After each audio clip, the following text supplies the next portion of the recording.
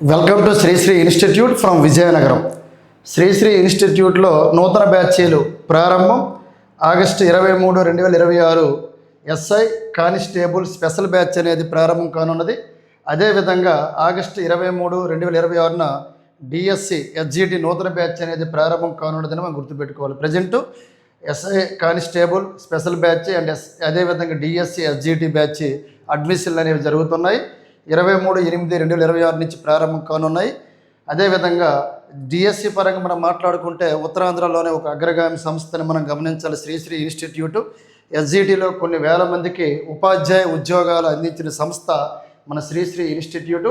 మరి SI constable తీసుకున్నా, లేకపోతే ఎస్ఎస్సి జీడీ తీసుకున్నా, ఆర్ఆర్బి తీసుకున్నా, గ్రూప్ డి తీసుకున్నా, ఆల్ కాంపిటేటివ్లో కొన్ని వేల మందికి ఉద్యోగాలు అందించి వాళ్ళ భవిష్యత్తుకి ఉపాధిగా నిలబడిన సంస్థ ఏదంటే మన శ్రీశ్రీ ఇన్స్టిట్యూట్ అని మనం గుర్తుపెట్టుకోవాలి. 2006 నుంచి 2026 వరకు అదేవిధంగా కేంద్ర రాష్ట్ర ప్రభుత్వాల్లోని 20,000 ఉద్యోగాలు సాధించిన సంస్థ ఏదంటే మన శ్రీశ్రీ ఇన్స్టిట్యూట్. మరి ప్రధానంగా నువ్వు గూగుల్లోకి వెళ్ళి ప్లే స్టోర్లోకి వెళ్ళి శ్రీశ్రీ ఇన్స్టిట్యూట్ అని టైప్ చేసి యాప్ని డౌన్లోడ్ చేసుకో. టెస్ట్ సిరీస్ అనేవి ప్రధానంగా ఫ్రీ గ్రాండ్ టెస్టులు కావచ్చు, డివిజనల్ టెస్టులు కావచ్చు, అన్నీ కూడా మీకు ఫ్రీగా అప్లోడ్ చేయడం జరిగింది. మళ్ళీ వీడియోస్ కూడా కంటెంట్ అయితే అని జనరల్ స్టడీస్ పరంగా తీసుకున్న, అర్థమెటిక్ రీజనింగ్ పరంగా తీసుకున్న అనేక వీడియోస్ కూడా అప్లోడ్ చేయడం జరిగింది. అవన్నీ కూడా మీరు ఫ్రీగా వాచ్ చేసి మీకు నచ్చిన ఎడల మీకు నచ్చితే అవన్నీ కూడా మీరు అంతే యాప్ రూపంలో కూడా త్వరలో అందుబాటులో రాబోతుంది. మీరు పర్చేజ్ చేసుకోవచ్చు. వీలైనంత వరకు షేర్ చేయండి. అదేవిధంగా సబ్స్క్రైబ్ చేయండి. 10 మందికి షేర్ చేస్తే ఇన్స్టిట్యూట్ అనేది లోపల కంటెంట్ బలంగా ఉందా లేదా తెలియాలంటే మీరు వాచ్ చేసి షేర్ చేస్తే మీకు ప్రయోజనమే, సంస్థకు కూడా ప్రయోజనమని మీరు గమనించాలి. మరి ఇప్పుడు మనం ప్రధానంగా రేపు జరగబోయే ఆంధ్రప్రదేశ్ తెలంగాణ రాష్ట్రంలో ఇది ఎస్ఐ కానీ కానిస్టేబుల్ కానీ త్వరలో ఎగ్జామ్స్ అనేవి జరగబోతున్నాయి కాబట్టి దాన్ని బేస్ చేసుకుంటూ గ్రాండ్ టెస్ట్లు అనేది మనం స్టార్ట్ చేయడం జరిగింది. మరి ఫస్ట్ గ్రాండ్ టెస్ట్ ఒకసారి మనం పరిశీలిస్తే సార్ ఫస్ట్ క్వశ్చన్ చూడండి. ఈ గ్రాండ్ టెస్ట్లోని 176 క్వశ్చన్ అనేది ఒకసారి మనం పరిశీలించాలి. 2026లో యునెస్కో ప్రపంచ వారసత్వ ప్రదేశంగా గుర్తింపు పొందిన తర్వాత ఇది సారనాథ్ అండి. ఈ సారనాథ్ భారతదేశం యొక్క ఎన్నవ ప్రపంచ వారసత్వ ప్రదేశంగా నిలిచిందన్నాడు. Very very important. 2026 అన్నాడు కాబట్టి మనకి ప్రధానంగా యునెస్కో యునెస్కో అన్న వీళ్ళు గుర్తిస్తారు. United nation education scientific culture organisation వారు. మరి జనరల్గా తీసుకుంటే 2026లోని ఈ సారనాథ్ అనేది ఎక్కడ ఉంది సార్ అంటే ఉత్తరప్రదేశ్లో ఉంది. ఈ ఉత్తరప్రదేశ్లో వారణాసికి సమీపంలో ఉంది సారనాథ్ అనేది, నియర్లీ వారణాసి. ఆ సారనాథ్ అనే ప్రదేశాన్ని గుర్తించడం జరిగింది. ఇది 45వ ప్రదేశంగా గుర్తించారని మనం గుర్తుపెట్టుకోవాల్సిన అవసరం ఉంది. అయితే 44వ ప్రదేశంగా 2025లో గుర్తించారు. మరి అది ఏంటి సార్ అంటే మిలిటరీ ల్యాండ్స్కేప్స్ అంటాం. మరాఠీ మిలిటరీ స్కేప్స్ అనే ప్రదేశాన్ని గుర్తించారు 2025లో. 44వ ప్రదేశాన్ని మన భారతదేశంలో. దానికి ముందు మనం తీసుకుంటే ప్రధానంగా అస్సాంలో ఉన్న మోయిదమ్స్ కావచ్చు, దానికి ముందు మనం తీసుకుంటే అదేవిధంగా శాంతినికేతన్ కావచ్చు, అదేవిధంగా కర్ణాటక రాష్ట్రంలో ఉన్న చారిత్రక కట్టడాలు కావచ్చు, దానికి ముందు మనం తీసుకుంటే తెలంగాణ రాష్ట్రంలో రామప్ప దేవాలయం కావచ్చు, గుజరాత్లో ఉన్న దోలవేర కావచ్చు.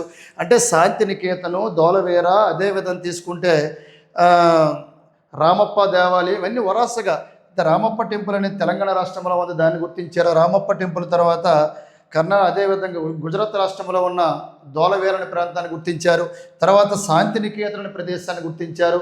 అదేవిధంగా కర్ణాటక రాష్ట్రంలో ఉన్న చారిత్రక కట్టడాలను గుర్తించారు. దాని తర్వాత 44వ ప్రదేశం వెరీ వెరీ ఇంపార్టెంట్. 44వ ప్రదేశం అంటే 2025లో 44వ ప్రదేశాన్ని గుర్తించారు. ఎక్కడ సార్ అయితే మహారాష్ట్ర అండ్ తమిళనాడు. మహారాష్ట్రలో ఎక్కువ మరాఠీ మిలిటరీ ల్యాండ్స్కేప్స్ గుర్తించారు. తమిళనాడులో ఒక ప్రదేశం అనేది దాదాపు 11 నుంచి 12 కోట్ల అవి. ప్రస్తుతం మనకి బిట్టుపరంగా తీసుకుంటే సారనాథ్ అనేది భారతదేశం యొక్క ఎన్నవ ప్రపంచ వారసత్వం అన్నాడు. 45 మనం గుర్తుపెట్టుకోవాలి. ఈ 45వ వారసత్వ ప్రదేశంగా దీన్ని గుర్తించడం జరిగింది. యునెస్కో వారు 1983లో ప్రధానంగా తీసుకుంటే ఒక 4 ప్రదేశాలు గుర్తించారు. అందులో ప్రధానంగా తీసుకుంటే మీకు తెలిసిందే అజంతా, ఎల్లోరా. ఏంటి సార్ అంటే అజంతా, అదేవిధంగా తీసుకుంటే ఎల్లోరా, అదేవిధంగా తీసుకుంటే ఉత్తరప్రదేశ్ రాష్ట్రంలోని ఆగ్రా అండ్ తాజ్మహల్ ఇలాగ 4 ప్రదేశాలను గుర్తించారు ప్రారంభంలో. ప్రస్తుతం తీసుకుంటే 2026లోని 45వ ప్రదేశం సారనాథ్ గుర్తించారు. బుద్ధుడు తొలిసారిగా ఉపన్యాసించే ప్రదేశం ఏదంటే సారనాథ్ని మనం గుర్తుపెట్టుకోవాలి, ఉత్తరప్రదేశ్ రాష్ట్రంలో ఉంది. మరి ఇది ఎప్పుడు గుర్తించారు సార్ అంటే 48వ ప్రపంచ వారసత్వ మీటింగ్ అనేది జరిగింది. ఈ 2026లో జరిగింది. ఎక్కడ జరిగిందంటే దక్షిణ కొరియాలో జరిగింది. దక్షిణ కొరియాలో ఎక్కడ సార్ అంటే బోసాన్, ఈ బోసాన్ అనే ప్రాంతంలో జరిగింది. అక్కడ గుర్తించారు. భారతదేశంలో 45వ వారసత్వ ప్రదేశం ఏంటి సార్ అంటే సారనాథ్ అని మనం గుర్తుపెట్టుకోవాలి. Very very important. అదేవిధంగా తీసుకుంటే ప్రధానంగా 45వది సారనాథ్ రీసెంట్గా గుర్తించారు. 44వది తీసుకుంటే మరాఠీ మిలిటరీ ల్యాండ్స్కేప్స్ 2025. మరి దాని తర్వాత తీసుకుంటే అస్సాంలోని మోయిదమ్స్ అన్నాము. అలాగా వరాసవి తీసుకుంటే మనకి శాంతినికేతన్, ఇవన్నీ కూడా మనం చెప్పుకోవచ్చు. అయితే ఇక్కడ ఒకటి గుర్తుపెట్టుకోవాలి సార్, మరి యునెస్కో వారు ఇవన్నీ గుర్తించారు అన్నాం కాబట్టి జనరల్గా తీసుకుంటే ఎంతవరకు గుర్తించినవి ఏంటంటే 45. ఇందులోని కల్చరల్ ఎన్ని, నేచురల్ ఎన్ని, మిక్స్డ్ ఎన్ని అడుగుతాడు sir. Very very important. Cultural అంటే సాంస్కృతిక ప్రదేశాలు ఏంటంటే 37, నేచురల్ అంటే సహసిద్ధంగా గుర్తించినవి ఏంటంటే 7, ఆ మిక్స్డ్ ఏంటంటే 1. మొత్తం కలపండి 37 + 7 + 1 45 అని మనం గుర్తుపెట్టుకోవాలి. 45 అండి, 45 అని మనం గుర్తుపెట్టుకోవాలి. ఇది సార్ ఫస్ట్ ప్రశ్నకి answer. Very very important. Next ప్రశ్న పరిశీలించండి. కామన్వెల్త్ గేమ్స్ 2026లో పురుషుల 65 కిలోల వెయిట్ లిఫ్టింగ్ విభాగంలో రజత పథకాన్ని ఎవరు గెలుచుకున్నారు? Who win the silver medal in the men's 65 kgs weight lifting event at Commonwealth games 2026 అన్నాడు. మన 2026 కామన్వెల్త్ గేమ్స్ ఎక్కడ జరిగాయి సార్ అంటే గ్లాస్గోలో జరిగాయి, స్కాట్లాండ్లో జరిగాయి. గుర్తుపెట్టుకోవాలి, స్కాట్లాండ్ దేశంలో జరిగాయి. స్కాట్లాండ్లో ఎక్కడ జరిగాయి? గ్లాస్గోలో జరిగాయి. మరి ఇండియాకి ఎన్ని పథకాలు వచ్చేసారంటే ఓవరాల్గా 39 పథకాలు వచ్చేసారు ఇండియాకి. మరి 39లోని 13 అనేవి గోల్డ్ వచ్చాయి, 17 అనేవి సిల్వర్ వచ్చాయి. అదేవిధంగా రిమైనింగ్ 9 అనేది బ్రాంజ్ వచ్చాయి. 13 + 17 తీసుకుంటే సార్ 30 + 9 39 గోల్డ్, సిల్వరు, బ్రాంజు ఇవి ఇండియాకి వచ్చాయి. వాడేమడిగాడు వెయిట్ లిఫ్టింగ్ విభాగంలో ఇండియాకి ఎన్ని వచ్చాయంటే 8 వచ్చాయి. అందులోని 1 గోల్డ్ వచ్చింది, అదేవిధంగా 6 సిల్వర్ వచ్చాయి, అదేవిధంగా 1 బ్రాంజ్ వచ్చింది సార్ ఇండియాకి. అది అడిగిన ప్రశ్న ఏంటి సార్? కామన్వెల్త్ గేమ్స్లో 2026లో పురుషుల 65 kg వెయిట్ లిఫ్టింగ్ విభాగంలో రజత పథకం ఎవరు గెలుచుకున్నారన్నాడు. చాలా చాలా చాలా ఇంపార్టెంట్. మరి రజత పథకం గెలుచుకున్నది ఎవరంటే Raja Muthupandi. Raja Muthupandi. Option 2 is right answer. మరి మీరాబాయ్ చాను ఏ పథకం వచ్చిందంటే గోల్డ్ వచ్చింది సార్. 49 kgల విభాగంలో గోల్డ్ వచ్చిందని గుర్తుపెట్టుకోవాల్సిన అవసరం ఉంది. మరి అదేవిధంగా తీసుకుంటే మనకు ఆల్రెడీ గోల్డ్ తెలిసిపోయింది. అదేవిధంగా మనకి జనరల్గా తీసుకుంటే గోల్డ్, సిల్వరు, బ్రాంజ్. ఇక్కడ గోల్డ్ మెడల్ విన్నర్ ఎవరంటే మీరాబాయ్ చాను గుర్తుపెట్టుకోవాలి. అదేవిధంగా సిల్వర్ మెడల్ ఎవరికి వచ్చింది సార్ అంటే ఆప్షన్ 2 రాజీ ముతాండ్ గ్లాస్గోలో జరిగాయి. నెక్స్ట్ ఒక సముద్ర నౌక నుండి గ్రావిటీ 1 అనే వాణిజ్య ర్యాకెట్ను విజయవంతంగా ప్రయోగించి 9 ఉపగ్రహాలను కక్షలో చేర్చిన దేశం ఏదన్నాడు. ఆ దేశం ఏంటి సార్ అంటే జపాను, దక్షిణ కొరియా, చైనా, రష్యా ఇచ్చాడు. జపాన్ ఈజ్ రాంగ్ ఆన్సరు, దక్షిణ Korea wrong answer, Russia wrong answer, China is right answer.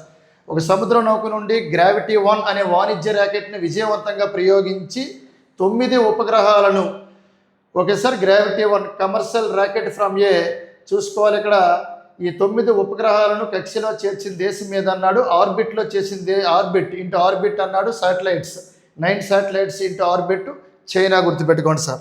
Next ప్రశ్న ఒకసారి గమనించాలి. ట్యాంపర్ ప్రూఫ్ మార్చడానికి వీలు లేని మరియు సముద్ర భూ రికార్డులను నిర్వహించే సమగ్ర భూ రికార్డులు నిర్వహించే వ్యవస్థను రూపొందించడానికి your land block chain pilot ప్రాజెక్ట్ను ఏ రాష్ట్రం ప్రారంభించిందన్నాడు. ఒకటి గుర్తుపెట్టుకోండి సార్, జగన్మోహన్ రెడ్డి టైంలోని భూసేకరణ జరిగింది. ఆయన ఫొటోస్తో రిలీజ్ అయ్యాయి. ఇప్పుడు మళ్ళీ తెలుగుదేశం పార్టీ వచ్చి ఎప్పుడైతే ఎన్డీఏ కూటమి ఆంధ్రప్రదేశ్ రాష్ట్రంలోకి వచ్చిందో ముఖ్యమంత్రి చంద్రబాబు నాయుడు గారు ఏం చేశాడు? సమగ్ర భూ రికార్డుల నిర్వహణ వ్యవస్థను రూపొందించడానికి ఈ ప్రాజెక్ట్ని, పైలట్ ప్రాజెక్ట్ని రూపొందించారు. దాని పేరే యువర్ ల్యాండ్ బ్లాక్ చైన్ అన్నాడు. Very very important. Your land block chain అనే పైలట్ ప్రాజెక్ట్ను ఏ రాష్ట్రం ప్రారంభించిందంటే ఆంధ్రప్రదేశ్ అని గుర్తుపెట్టుకోవాలి. Option 1 is right answer. చాలా చాలా చాలా ఇంపార్టెంట్. ఆప్షన్ 1 అనేది రైట్ ఆన్సర్గా మనం పరిగణించాలి. ఆప్షన్ 1 అనేది రైట్ ఆన్సర్గా పరిగణించాలి sir. Very very important. Option 1.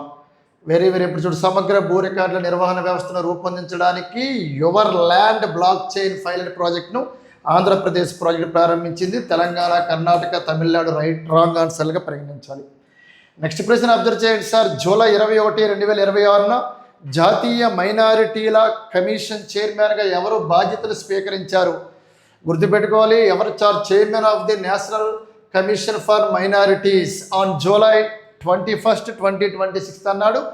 గుర్తుపెట్టుకోవాలి, ఇక్కడ హర్జీత్ సింగ్ గ్రావిల్, గ్లెన్ సౌజ్ టిక్లో, బిర్జిస్ దేశాయ్, అదేవిధంగా మునివారి బేగం. డైరెక్ట్ ఆన్సర్ సార్ గుర్తుపెట్టుకోండి, Harjeet Singh Grewal first one is right ఆన్సర్గా మనం పరిగణించాలి. ఆప్షన్ 1 హర్జీత్ సింగ్ గ్రావిల్ అనేది రైట్ ఆన్సర్.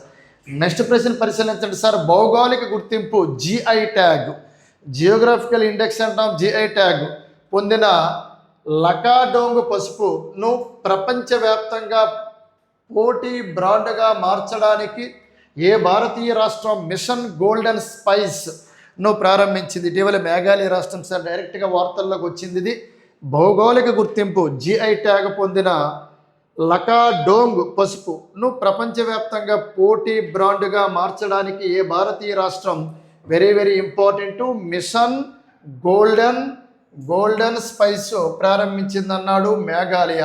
గుర్తుపెట్టుకోవాలి, అస్సోం అనేది కాదు సార్. ఎందుకంటే ఇక్కడ గుర్తుపెట్టుకోవాలి, అస్సోం అనేది ప్రధానంగా దేనికి ఫేమస్ అంటే తేయాకు. భారతదేశంలో తేయాకు ఉత్పత్తుల ప్రథమ స్థానమే అస్సోం. హేమంత్ బిశ్వ శర్మ ప్రజెంట్ అక్కడ చీఫ్ మినిస్టర్గా ఉన్నారు అస్సాంకి. అదేవిధంగా తీసుకుంటే నాగాలాండ్, మిజోరం అనేది కంప్లీట్గా రాంగ్ ఆన్సర్స్ అని మనం గుర్తుపెట్టుకోవాలి. Very very important Meghalaya. ఇక్కడ కూడా ఎక్కువ రైన్ఫాల్, ఎక్కువ వర్షపాతం అనేది ఎక్కువగా నమోదవుతుంది. ఇక్కడ కాశీలు, గోరాలు జయంతిలు నిర్వహిస్తారు. చాలా పేపర్లు అడిగాడు. మేఘాలయలో ప్రధానంగా నివసించే గిరిజన ట్రైబ్ ఏదంటే కాశీ, గోరా, జయంతి. గుర్తుపెట్టుకో. నాగాలాండ్లో నాగాలు, మిజోరంలోని లొసాయి అనే ఒక ట్రైబ్ ఉంది, అస్సాంలో బోడో అనే ట్రైబ్ ఉంది. ప్రధానంగా మనం గుర్తుపెట్టుకోవాలి, మిషన్ గోల్డెన్ స్పైస్ అనే ప్రారంభించింది మేఘాలయగా పరిగణించాలి.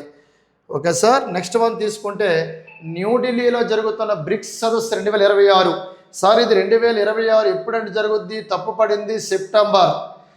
ఇక్కడ కొన్ని బిట్లు చూసుకోవాలి సార్, ప్రింటింగ్ మిస్టేక్ పడింది. ఇక్కడ ప్రధానంగా సెప్టెంబర్ 13, 14 తేదీల్లోని నిర్వహిస్తారు.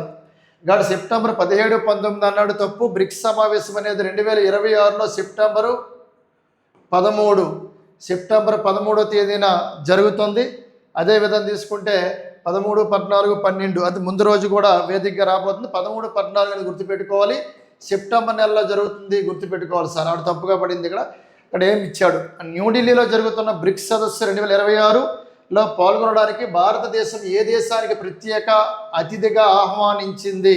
Which country has been invited by India as a special guest to participate in the BRICS summit 2026 in New Delhi అన్నాడు సార్. యాక్చువల్గా ఏంటంటే బంగ్లాదేశ్కి పిలవడం జరిగింది. ఎందుకు సార్ అంటే బంగ్లా ప్రజెంట్ ప్రధానమంత్రి ఎవరంటే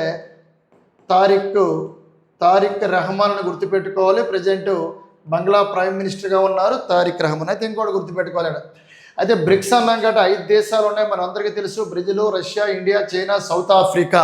ఇక్కడ బ్రిక్స్లో 5 దేశాలే కాదు, మరొక 6 దేశాలు కూడా ఉన్నాయి. Brazil, Russia, India, China, South ఆఫ్రికాతో పాటు మరొక 6 దేశాలు ఉన్నాయి. అవి ఏంటి సార్ అంటే ఈ సోది అనేది కోడ్ సార్. ఈ అంటే ఇరాను, ఈ అంటే ఇరాను, ఈ అంటే ఇథోపియా, ఈ అంటే ఇథోపియా, ఈ అంటే ఇరాను, ఈ అంటే ఇథోపియా. గుర్తుపెట్టుకో. ఈ అంటే ఇండోనేషియా, ఈ అంటే Indonesia. Iran, Ethiopia, Indonesia. Iran, Ethiopia, Indonesia. Iran, Ethiopia, Indonesia. ఈ అంటే ఈజిప్ట్, ఈ అంటే ఏంటి సార్ అంటే ఈజిప్టు. సౌదీ అంటే Saudi Arabia, Saudi Arabia. Saudi అంటే అదేవిధంగా అదనంగా UAE, United Arabic Emirates. 1, 2, 3, 4, 5, 6 plus ఇవి ఒక 5, మొత్తం 11 దేశాలు ఉన్నాయి. 18వ బ్రిక్స్ సమావేశం అనేది భారతదేశం అనేది ఆతిథ్యం ఇవ్వనున్నది. న్యూఢిల్లీలో జరుగుతుంది ఈ బ్రిక్స్ సమావేశం. ఇది జరిగితే భారతదేశంలో 4 సార్లు బ్రిక్స్ సమావేశం జరిగినట్లని గమనించాలి. ఇంతకుముందు 3 సార్లు జరిగింది భారతదేశంలోని, ఇది 4వసారి. ప్రజెంట్ 11 దేశాలు ఉన్నాయి. 2025లో ఇండోనేషియా చేరింది, మిగతావన్నీ 2024లో చేరాయి. Iran, Ethiopia, Egypt, Saudi Arabia and UAE అని మనం గుర్తుపెట్టుకోవాల్సిన అవసరం ఉంది. అయితే ఇక్కడ బంగ్లాదేశ్ని ప్రధానంగా పిలవనున్నారు, గుర్తుపెట్టుకోవాలి. మిగతావి అన్నీ కూడా రాంగ్ ఆన్సర్స్, అయితే ఇక్కడ ఇంకోటి గుర్తుపెట్టుకోవాలి. బ్రిక్స్ అన్నాక ఇందులో ఉన్న బ్యాంక్ ఏదంటే NDB, new development bank. President దాని చైర్మన్ ఎవరంటే దిల్మార్ రౌసఫ్, ప్రెసిడెంట్ ఎవరంటే అధ్యక్షుడు ఎవరంటే దిల్మార్ రౌసఫ్గా మనం పరిగణించాలి. Very very important. నెక్స్ట్ చూడండి సార్, సర్ జేమ్స్ విల్సన్ ఆదాయపు పన్నును ప్రవేశపెట్టిన జ్ఞాపకార్థం భారతదేశంలో ప్రతి సంవత్సరం ఆదాయపు పన్ను దినోత్సవం ఎప్పుడు జరుగుతుంది అన్నాడు. ఈ ఆదాయపు పన్ను దినోత్సవం ఎప్పుడు జరుగుతుందంటే జూలై నెలలో జరుగుతుంది sir. The most important, July 24న నిర్వహిస్తున్నారు. వెరీ వెరీ ఇంపార్టెంట్ సార్, గుర్తుపెట్టుకోవాలి. జూలై 24 నిర్వహిస్తున్నారు. ఏ దినోత్సవం అంటే ఆదాయపు పన్ను దినోత్సవం అని గుర్తుపెట్టుకోవాల్సిన అవసరం ఉంది. అయితే ఇక్కడ మనకి జూలై 24 అన్నా కానీ జూలైలో ప్రధానంగా తీసుకుంటే జూలై 1న ఎస్బీఐ డేగా జరుపుకుంటాము. అదేవిధంగా డాక్టర్స్ డేగా జరుపుకుంటాము. అదేవిధంగా జిఎస్టీ డేగా జరుపుకుంటాము. జూలై 11న ప్రపంచ జనాభా దినోత్సవంగా జరుపుకుంటాం. Very very important. అదేవిధంగా జూలై 26 కార్గిల్ దివాస్గా జరుపుకుంటాం, గుర్తుపెట్టుకోవాలి. Very very important. July 27 APJ Abdul Kalam వర్ధంతి జరుపుకుంటారని గుర్తుపెట్టుకోవాలి సార్. ఇక్కడ జూలై 26 ఏ దివాస్ అంటే కార్గిల్ దివాస్, 27 ఏపీజే అబ్దుల్ కలాం వర్ధంతి. జూలై 1 గుర్తుపెట్టుకో SBI day, doctors day, GST day. July 11 ప్రపంచ జనాభా దినోత్సవం. జూలై 24 తీసుకుంటే ప్రధానంగా ఆదాయపు పన్ను దినోత్సవంగా మనం జరుపుకుంటాం. Very very very important. Next మనం చాలా పేపర్లో ఒకటి అడుగుతాడు సార్, జూలై నెల 29 అడుగుతాడు. చాలా చాలా చాలా ఇంపార్టెంట్, టైగర్స్ డేగా జరుపుకుంటాం. పులుల దినోత్సవం ఎప్పుడు సార్ అంటే July 29. Very very important, tigers డేగా జరుపుకుంటాం. నెక్స్ట్ మనం బిట్ చదవండి సార్, జూలై 30 నుండి ఆగస్టు 1, జూలై 30 నుండి ఆగస్టు 1, 2026 వరకు అంతర్జాతీయ టైప్ 1 డయాబెటీస్ సదస్సు 2026కు ఆతిథ్యం ఇచ్చిన నగరం ఏదన్నాడు. Which city hosted the international type 1 diabetes summit 2026 from July 30 to August 1, 2026 అన్నారు. ఇది ఎక్కడ సార్ అంటే రాజస్థాన్ రాష్ట్రంలోని ప్రధానంగా ఇవ్వడం జరిగింది. హోస్ట్ అనేది ఎక్కడంటే జోధ్పూర్ అని మనం గమనించాలి సార్. జోధ్పూర్ ఎక్కడ ఉందో అది రైట్ ఆన్సర్ సార్. జోధ్పూర్ ఇది రైట్ ఆన్సర్గా మనం పరిగణించాలి. Option C. జైపూర్ను మనం పింక్ సిటీ అంటాం సార్. ఉదయ్పూర్ను మనం సిటీ ఆఫ్ లేక్ అంటాము. జైపూర్ను మనం సన్ సిటీ అంటాము. బికనేర్ అనేది ఒంటిలికి ఫేమస్. గాడి ప్రపంచ ఒంటిల పరిశోధన కేంద్రం. జనరల్గా ఒంటిల పరిశోధన కేంద్రం భారతదేశంలో రాజస్థాన్లో బికనేర్లో ఉందని మనం గుర్తుపెట్టుకోవాలి. Very very important sir. Next మనం పరిశీలిస్తే జూలై 2026లో డిఆర్డిఓ విజయవంతంగా నిర్వహించిన స్వదేశీ లాంగ్ రేంజ్ ఇది ప్రధానంగా తీసుకుంటే సర్ఫేస్ టు ఎయిర్ మిసైల్ అంటే ఉపరితలం నుండి గగనతలానికి ప్రయోగించిన క్షిపణి కార్యక్రమం యొక్క మొదటి విమాన పరీక్ష పేరేమి అన్నాడు sir. Very very important. Operation Kusa అని పేరుతో పిలుస్తారు దీన్ని. ఆపరేషన్ గరుడ తప్పు, ఆపరేషన్ మిషన్ త్రిశాల్ తప్పు, ప్రాజెక్ట్ ఆకాశ్ షీల్డ్. దీని గురించి సపరేట్ వీడియో మనం చేద్దాం, ఎందుకంటే దీనికి అనాలిసిస్ ఎక్స్ప్లెనేషన్ విపరీతంగా ఉంటుంది అక్కడ. ఎందుకంటే గరుడ గురించి, త్రిశాల్ గురించి.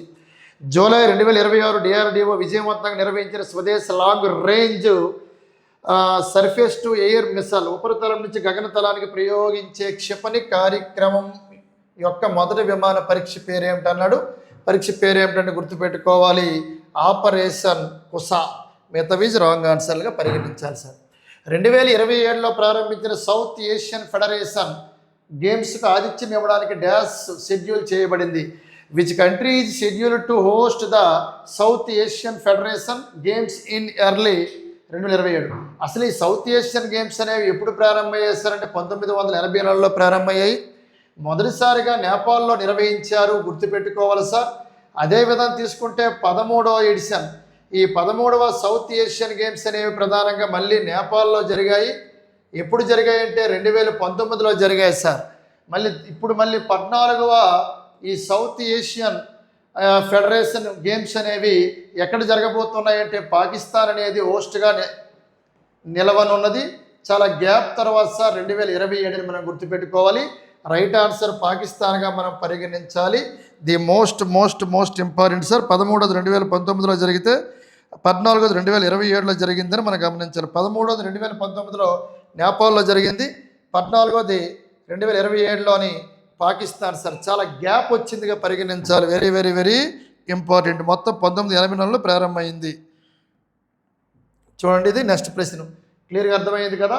సాఫ్ అనగానే 2027లో ప్రారంభమైన సౌత్ ఏషియన్ ఫెడరేషన్ ఎప్పుడు ప్రారంభమైంది, ఫస్ట్ ఎక్కడ జరిగింది, తర్వాత 13 ఎడిషన్ ఎక్కడ జరిగింది, 14 ఎడిషన్ ఎక్కడ జరగబోతుందంటే 2027లోని పాకిస్తాన్. గుర్తుపెట్టుకోవాలి. ఇది కంప్లీట్ డేటాగా మనం పరిగణించాలి. సౌత్ ఏషియన్ ఫెడరేషన్ అనేది సౌత్ ఏషియన్ ఫెడరేషన్.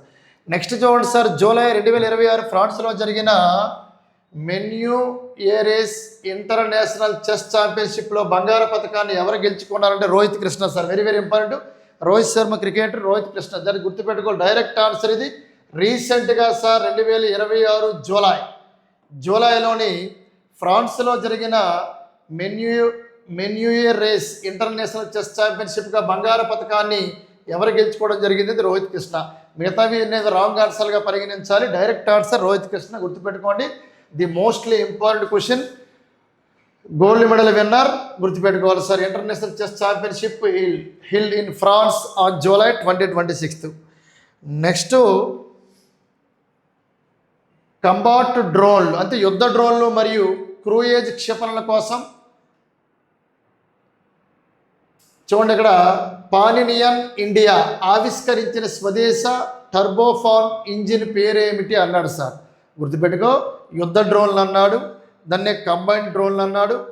క్రూయేజ్ క్షిపణుల కోసం పానినియన్ ఇండియా ఆవిష్కరించిన స్వదేశ టర్బోఫాన్ ఇంజిన్ పేరేమిటి అన్నాడు. ది మోస్ట్లీ ఇంపార్టెంట్ ఇంజిన్ పేరేమిటంటే శక్తి 5.0. అదేవిధంగా ఎంతూరు అనేది 4.25 kN, గరుడ ఇచ్చాడు, అస్త్ర 8.0 ఇచ్చాడు. రైట్ ఆన్సర్ తీసుకుంటే option 2 is right answer sir. గుర్తుపెట్టుకో. ఏంటి సార్ అంటే ఎంతూర్ 4.5 kN అని గమనించాలి. ఏంటి సార్ అంటే యుద్ధ డ్రోన్లు. అవి స్వదేశ ఇంజిన్ పేరు అడిగాడు. కొద్దిగా దీన్ని నువ్వు ఫోకస్ చేయాలి. ఇది డైరెక్ట్ క్వశ్చన్. ఇవి మిగతా అనేది 5.0 రాంగ్ ఆన్సర్ గరుడ అనేది. నెక్స్ట్ పరిశీలించండి sir. WTO world trade organisation మత్స్య సబ్సిడీల ఒప్పందానికి సంబంధించిన తన అంగీకార పత్రాన్ని సమర్పించిన ఎన్నవ సభ్య దేశంగా భారతదేశం నిలిచింది? WTO మత్స్య సబ్సిడీల ఒప్పందానికి సంబంధించిన తన అంగీకార పత్రాన్ని సమర్పించిన ఎన్నవ సభ్య దేశంగా భారత్ నిలిచిందంటే 123. డైరెక్ట్ ఆన్సర్ సార్ ఆప్షన్ 3 ఇది రైట్ ఆన్సర్గా మనం పరిగణించాలి. 120, 121, 125 రాంగ్ ఆన్సర్. ఇటువంటివన్నీ మనకి ఇండెక్స్లో వస్తాయి. ఇండెక్స్లో వచ్చినప్పుడు డైరెక్ట్ మనం గుర్తుపెట్టుకోవాలి నెంబర్. ఇక్కడ మనం ఏం చేయలేము. మిగతా ఆప్షన్ రాంగ్. పద్మ అవార్డ్స్ కూడా ఎన్ని వచ్చాయి, పద్మభూషణ, అవన్నీ కూడా నెంబర్ సిస్టమ్ అడిగిన కాడ కొద్దిగా డైరెక్ట్ గుర్తుపెట్టుకోండి. ఈ మత్స్య సబ్సిడీల ఒప్పందానికి సంబంధించి అంగీకార పత్రాన్ని సమర్పించిన ఎన్నవ సభ్య దేశంగా భారత్ నిలిచిందన్నాడు. గుర్తుపెట్టుకో 123 సార్. నెక్స్ట్ వన్, దేశ జాతీయ భద్రతకు చేసిన విశేష కృషికి లోకమాన్య తిలక్ జాతీయ పురస్కారం 2026లో ఎవరికి లభించింది? అసలు లోకమాన్య తిలక్ అవార్డు అనేది 1983లో స్టార్ట్ చేశారు. మరి లోకమాన్య తిలక్ అవార్డు అనేది ప్రధానమంత్రులు ఎంతమంది ప్రధానమంత్రులకు వచ్చింది అనేది అడుగుతాడు. గుర్తుపెట్టుకోవాల్సిన అవసరం ఉంది. ఎంతమంది ప్రధానమంత్రులకు వచ్చింది సార్ అంటే ఇందిరాగాంధీ గారికి వచ్చింది లోకమాన్య తిలక్ అవార్డు. వరుసగా 3 ప్రధానమంత్రులు. వరుసగా అంటే నరేంద్ర మోడీ గారు ప్రధానమంత్రిగా ఉన్నారు. మోడీ కంటే ముందు ప్రధానమంత్రిగా ఉన్నది ఎవరంటే మన్మోహన్ సింగ్ గారు ప్రధానమంత్రిగా ఉన్నారు. మన్మోహన్ సింగ్ కంటే ముందు ప్రధానమంత్రి అవ్వాలంటే ఏబి వాజ్పేయి. అంటే ఏబి వాజ్పేయి వీళ్ళ 4 ప్రధానమంత్రులకి లోకమాన్య తిలక్ అవార్డు వచ్చింది. మహారాష్ట్ర ప్రభుత్వం ఈ అవార్డును ప్రదానం చేస్తుంది. మహారాష్ట్ర ప్రభుత్వం అనేది రీసెంట్గా 2026లో ఎవరికి వచ్చింది సార్ అన్నాడు. 2026లో ఎవరికి వచ్చిందంటే అజిత్ దోవాల్. చాలా చాలా చాలా ఇంపార్టెంట్ సార్. అజిత్ దోవల్కి రావడం జరిగింది. మరి అజిత్ దోవల్కి ముందు 2025లో ఎవరికి వచ్చిందంటే నితిన్ గడ్కారీకి రావడం జరిగింది. 2024లో ఈ అవార్డు ఎవరికి వచ్చిందంటే సుధామూర్తికి రావడం జరిగింది సార్. ఎవరికి రావడం జరిగిందంటే సుధామూర్తికి రావడం జరిగింది. దానికి ముందు 2023లో ఈ అవార్డు ఎవరికి వచ్చిందంటే నరేంద్ర మోడీ గారికి రావడం జరిగింది సార్. ఇలాగ మొత్తం డీటెయిల్గా తెలియాలి. అప్పుడు ఆన్సర్ ఈజీ చేయొచ్చు. 2026 లోకమాన్య తిలక్ అవార్డు ఎవరు సార్ అంటే విజేత ఆప్షన్ 3లో ఉంది అజిత్ దోవల్. మిగతావన్నీ రాంగ్ ఆన్సర్లుగా పరిగణించాలి. దేవేంద్ర ఫడ్నవీస్ అవన్నీ కూడా మిగతావి. రాజ్నాథ్ సింగ్ డిఫెన్స్ మినిస్టర్, రాజ్నాథ్ సింగ్ అందరికీ తెలిసిందే, ప్రజెంట్ ఇండియన్ డిఫెన్స్ మినిస్టర్గా మనం చెప్పుకోవచ్చు. అదే అమిత్ షా హోమ్ మినిస్టర్గా మనం చెప్పుకోవచ్చు. దేవేంద్ర ఫడ్నవీస్. ఇవే రాంగ్. రైట్ ఆన్సర్ అజిత్ దోవల్కి ఇవ్వడం జరిగింది. Right answer sir. నెక్స్ట్ మన తమిళనాడులో ఏ గ్రామం రాష్ట్రపు మొట్టమొదటి వాతావరణ మార్పులను తట్టుకోగల గ్రామంగా గుర్తింపు పొందింది అన్నాడు సార్. మహాబలిపురము, అదేవిధంగా వేలింకిని, అదేవిధంగా ముట్టెం, అదేవిధంగా కొల్లాం. చూసుకోండి, option 4 is right answer. Mahabalipuram ఇవన్నీ కూడా రాంగ్ ఆన్సర్. ఆప్షన్ కిల్లాయ్ గుర్తుపెట్టుకో, right answer Killai right answer. Option 4. ఏంటి సార్ అంటే మొట్టమొదటి వాతావరణ మార్పులను తట్టుకోగల గ్రామంగా గుర్తింపు పొందింది ఎక్కడ సార్? తమిళనాడు రాష్ట్రంలో. ఏ గ్రామం అంటే కిల్లాయ్ అని గుర్తుపెట్టుకోవాలి. ఎందుకంటే వాతావరణంలో అనేక మార్పులు సంభవిస్తాయి. వాతావరణంలో ట్రోపో ఆవరణము, స్ట్రాటో ఆవరణము, మిసో ఆవరణము, ఎక్సో ఆవరణము, అయోరో ఆవరణం ఇలాగ మనకి వాతావరణంలో పొరలు ఉంటాయి. టీఎస్లో ఎంసీఏ అనేది కోడ్. ఇది ఆర్డరు. ట్రోపో, స్ట్రాటో, మిసో, ఎక్సో ఈ మధ్యలో ఐ పెట్టుకుంటే ఐనో ఆవరణం. ట్రోపో, స్ట్రాటో, మిసో, ఐనో, ఎక్సో ఆవరణం. ఈ వాతావరణంలో అనేక మార్పులు జరుగుతాయి. అటువంటి మార్పులు తట్టుకోగల గ్రామంగా గుర్తింపు పొందింది ఏంటి సార్ అంటే కిల్లాయ్ అని గుర్తుపెట్టుకోవాలి. నెక్స్ట్ పరిశీలించండి సార్. నెక్స్ట్ ప్రశ్న, జూలై 21, 2026 యునైటెడ్ కింగ్డమ్ యొక్క మొట్టమొదటి ఆర్టిఫిషియల్ ఇంటెలిజెన్సీ రాష్ట్ర మంత్రిగా ఎవరిని నియమితులించింది? వెరీ వెరీ వెరీ వెరీ నియమితులయ్యారు. ఆర్టిఫిషియల్ ఇంటెలిజెన్స్ అంటే ఏఐ మంత్రిగా ఎవరు నియమితులయ్యారు అడిగాడు. 2026 జూలై 21 యునైటెడ్ కింగ్డమ్ అంటే యూకే. మరి యునైటెడ్ కింగ్డమ్ గుర్తుపెట్టుకోవాలి. who was the appointed as the United Kingdom first Ministry of State for Artificial Intelligence on July 21st, 2026. Direct answers Narayana అని గుర్తుపెట్టుకోండి. ఎందుకంటే ఇవి డైరెక్ట్ క్వశ్చన్స్. ఇవి ప్రధానమంత్రులు, రాష్ట్రపతులు డైరెక్ట్ మనం గుర్తుపెట్టుకోవాలి. ఇవన్నీ కూడా మిగతా John Healey wrong answer, Miliband wrong answer, Chris Bryant wrong answer. Very important. Narayana గుర్తుపెట్టుకోండి. నారాయణ ఎలా గుర్తుపెట్టుకో? ప్రజెంట్ ఇస్రో చైర్మన్ ఎవరు సార్? నారాయణ. అలా గుర్తుపెట్టుకో. ఇస్రో చైర్మన్ గుర్తుపెట్టుకుంది లింక్. ప్రజెంట్ ఇస్రో చైర్మన్ ఎవరంటే నారాయణ. అలా గుర్తుపెట్టుకో. ఆ లింక్ చేసుకుంటే కనిష్కి నారాయణ అనేది రైట్ ఆన్సర్గా మనం పరిగణించవచ్చు. కాబట్టి ఆర్టిఫిషియల్ ఇంటెలిజెన్స్ రాష్ట్ర మంత్రిగా ఎవరు నియమితులయ్యారంటే నారాయణని గుర్తుపెట్టుకో. ఇస్రో చైర్మన్ పేరు నారాయణ, ఇతను కూడా నారాయణ, సేమ్ పేరే. నెక్స్ట్ గుర్తుపెట్టుకోండి, రాష్ట్రపతి ద్రౌపది ముర్ము ఏ దేశంలోని museum of the city of స్కోప్జేలో మహాత్మా గాంధీ, మన జాతిపిత మహాత్మా గాంధీ కాంస్య విగ్రహాన్ని ఆవిష్కరించారు? మాసిడోనియా. మొన్నే సార్ చాలా చాలా చాలా ఇంపార్టెంట్. మాసిడోనియా వెళ్ళారు. అక్కడ ద్రౌపది ముర్ము గారు భారతదేశానికి 2వ మహిళా రాష్ట్రపతిగా ఎన్నికయ్యారు. భారతదేశానికి మొట్టమొదటి మహిళా రాష్ట్రపతి ప్రతిభా పాటిల్ అయితే 2వ మహిళా రాష్ట్రపతి ఒడిస్సా ద్రౌపది ముర్ము. ప్రధానంగా ఒడిస్సా రాష్ట్రానికి చెందిన సంతాలి ట్రైబ్కి చెందిన వ్యక్తి. ఈవిడ museum of the city of Skopje Mahatma Gandhi కాంస్య విగ్రహాన్ని మాసిడోనియాలో ప్రారంభించారు. Direct answer. Very very important sir. కేంద్ర ప్రభుత్వం నీతి ఆయోగ్ నూతన చీఫ్ ఎగ్జిక్యూటివ్ ఆఫీసర్గా ఎవరు నియమితులించారు? అసలు నీతి ఆయోగ్ అనేది 2025 జనవరి 1న ప్రణాళిక సంఘాన్ని నీతి ఆయోగ్గా మార్చారు. ఈ నీతి ఆయోగ్కి అధ్యక్షుడు ఎవరంటే ప్రధానమంత్రి. ఎవరు ఉంటే వాళ్ళే సార్. నీతి ఆయోగ్ మొదటి అధ్యక్షుడు తీసుకుంటాను. ఫస్ట్ ప్రణాళిక సంఘానికి అధ్యక్షుడు ప్రధానమంత్రి ఉండేవాళ్ళు. దానికి పేరు మార్చారు నీతి ఆయోగ్. నీతి ఆయోగ్ ఎవరు సార్ అధ్యక్షుడు అంటే ప్రైమ్ మినిస్టర్ ఆఫ్ ఇండియా, ప్రధానమంత్రిని మనం చెప్పుకోవాలి. అయితే నీతి ఆయోగ్ అనగానే మనకు ప్రధాన గుర్తుపెట్టుకోవాలి. ఆడు ఏమన్నాడు చూసుకోండి sir. Who has been appointed as the new chief executive officer, CEO అన్నాడు. CEO NITI Aayog by the central government. నూతన చీఫ్ ఎగ్జిక్యూటివ్ ఆఫీసర్గా ఎవరు నియమితులయ్యారు నీతి ఆయోగ్ అనగానే? రీసెంట్గా వచ్చిన వ్యక్తి అవ్వాలంటే అది మోస్ట్లీ ఇంపార్టెంట్. మొన్నే అపాయింటెడ్ అయ్యారు అనురాగ్ జైన్. అయితే నువ్వు అంటావు సార్, ఓకే సార్, మొదటి సిఇఓ ఎవరు? నీతి ఆయోగ్ ఫస్ట్ సిఇఓ ఎవరు సార్ అంటే సింధుశ్రీ కొల్లార్ అని మనం గుర్తుపెట్టుకోవాలి. ఇతను ఫస్ట్ సిఇఓ. ప్రజెంట్ సిఇఓ ఎవరంటే అనురాగ్ జైన్ అని గుర్తుపెట్టుకోవాలి. మరి నీతి ఆయోగ్ ప్రణాళిక సంఘం నీతి ఆయోగ్ ఎప్పుడు మార్చారు? 2025 జనవరి 1న మార్చారు. మరి నీతి ఆయోగ్ ఉపాధ్యక్షులు ఉంటారు. మరి ఉపాధ్యక్షులు ఎలా గుర్తుపెట్టుకోవాలి సార్ అంటావు? నీతి ఆయోగ్ ఉపాధ్యక్షులకి కోడేటి సార్ అంటే అరవింద్. జూనియర్ ఎన్టీఆర్ నటించిన సినిమా ఏదంటే అరవింద్ సమేత. అదేవిధంగా తీసుకుంటే అశోక్. కాబట్టి నీతి ఆయోగ్ మొదటి ఉపాధ్యక్షుడు ఫస్ట్ ఉపాధ్యక్షుడు ఎవరు సార్ అంటే గుర్తుపెట్టుకో, నీతి ఆయోగ్ ఫస్ట్ ఉపాధ్యక్షుడు ఎవరంటే Arvind Panagariya. Present 16th financial commission chairman కూడా అరవింద్ పనగారియా అని మనం గుర్తుపెట్టుకోవాల్సిన అవసరం ఉంది. ఇక్కడ ఫస్ట్ ఉపాధ్యక్షుడు ఎవరంటే అరవింద్ పనగారియా. ప్రజెంట్ ఉపాధ్యక్షుడు ఎవరంటే జూనియర్ ఎన్టీఆర్ సినిమా అశోక్ కాబట్టి అశోక్ కుమార్ లహారి అని మనం గుర్తుపెట్టుకోవాల్సిన అవసరం ఉంది. ప్రజెంట్ నీతి ఆయోగ్ ఉపాధ్యక్షుడు ఎవరంటే అశోక్ కుమార్ లహారి. ఫస్ట్ నీతి ఆయోగ్ ఉపాధ్యక్షుడు ఎవరంటే అరవింద్ పనగారియా. ఫస్ట్ నీతి ఆయోగ్ సీఈఓ ఎవరంటే సింధు శ్రీ కొల్లార్. ప్రజెంట్ నీతి ఆయోగ్ సీఈఓ ఎవరంటే నూతన చీఫ్ ఎగ్జిక్యూటివ్ ఆఫీసర్గా అనురాగ్ జైన్ అని మనం గుర్తుపెట్టుకోవాలి. మిగతావన్నీ కూడా రాంగ్ ఆన్సర్లుగా పరిగణించాలి సార్. నెక్స్ట్ ప్రశ్న ఒకసారి పరిశీలించు. జూలై 2026 8వ గ్లోబల్ రియల్ ఎస్టేట్ బ్రాండ్ అవార్డ్స్ను ఏ నగరంలో జరిగాయి? డైరెక్ట్ ఆన్సర్ సార్ ఇది.